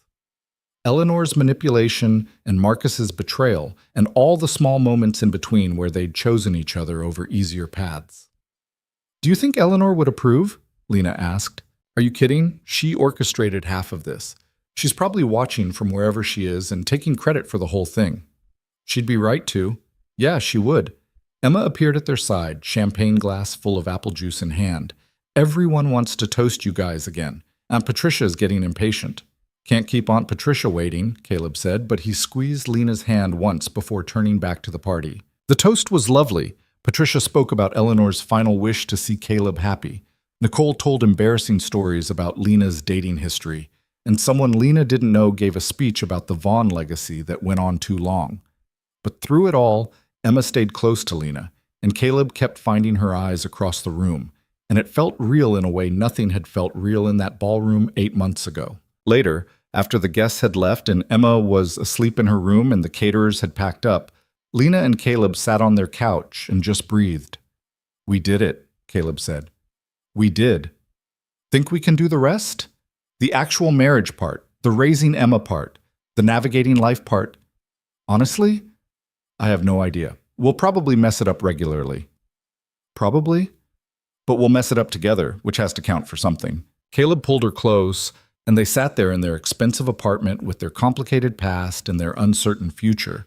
Two people who'd started as strangers and become something neither of them had expected. In the end, that was the thing about love. It couldn't be bought, couldn't be faked, couldn't be controlled no matter how hard you tried. It grew in unexpected places, between unlikely people, in the spaces between lies and truth. Eleanor had known that, had bet everything on it actually, when she'd let her grandson's desperate plan play out instead of stopping it. And she'd been right. The lie had become real. The fake engagement had become genuine love. The woman in the borrowed dress had become family. Not because it was easy or neat or made perfect sense, but because sometimes the best things in life are the ones you never planned for. The ones that grab you in a hallway when you're lost and looking for a bathroom, and change everything without asking permission first. Lena thought about the girl she'd been 8 months ago, broke, tired, convinced her life would always be a struggle with rent and dead-end jobs. That girl wouldn't recognize her life now, but she'd recognize the core of who Lena still was. Someone who believed in keeping promises and showing up when things got hard, and choosing honesty even when lies were easier. "I love you," she said to Caleb, because it was true and because she could. "I love you too," he replied, like it was the simplest truth in the world. And maybe it was. Maybe after all the complications and scandals and public scrutiny, love was actually the simple part. Everything else, the money, the family, the legacy, that was complicated. But choosing each other every single day, despite having every reason not to, that was the easiest decision Lena had ever made. Outside their window, New York kept moving, oblivious to one more love story in a city full of them. But this one was theirs, imperfect, hard-won, built on a foundation of mistakes and second chances and the stubborn refusal to give up on something real. Eleanor would have approved, difficult, manipulative, interfering Eleanor who'd seen past the lie to the truth underneath and had given them the space to find it themselves. Lena fell asleep on Caleb's shoulder, thinking about borrowed dresses and wrong turns, and how sometimes the worst decisions lead to the best outcomes. How love wasn't about deserving or earning or being perfect. It was about choosing every day to show up for another person even when it scared you. And she'd keep choosing this, choosing him, choosing Emma, choosing the messy, complicated, beautiful family they were building together. Not because a contract said so, but because some promises, the ones you make with your whole heart instead of your signature, were worth keeping forever.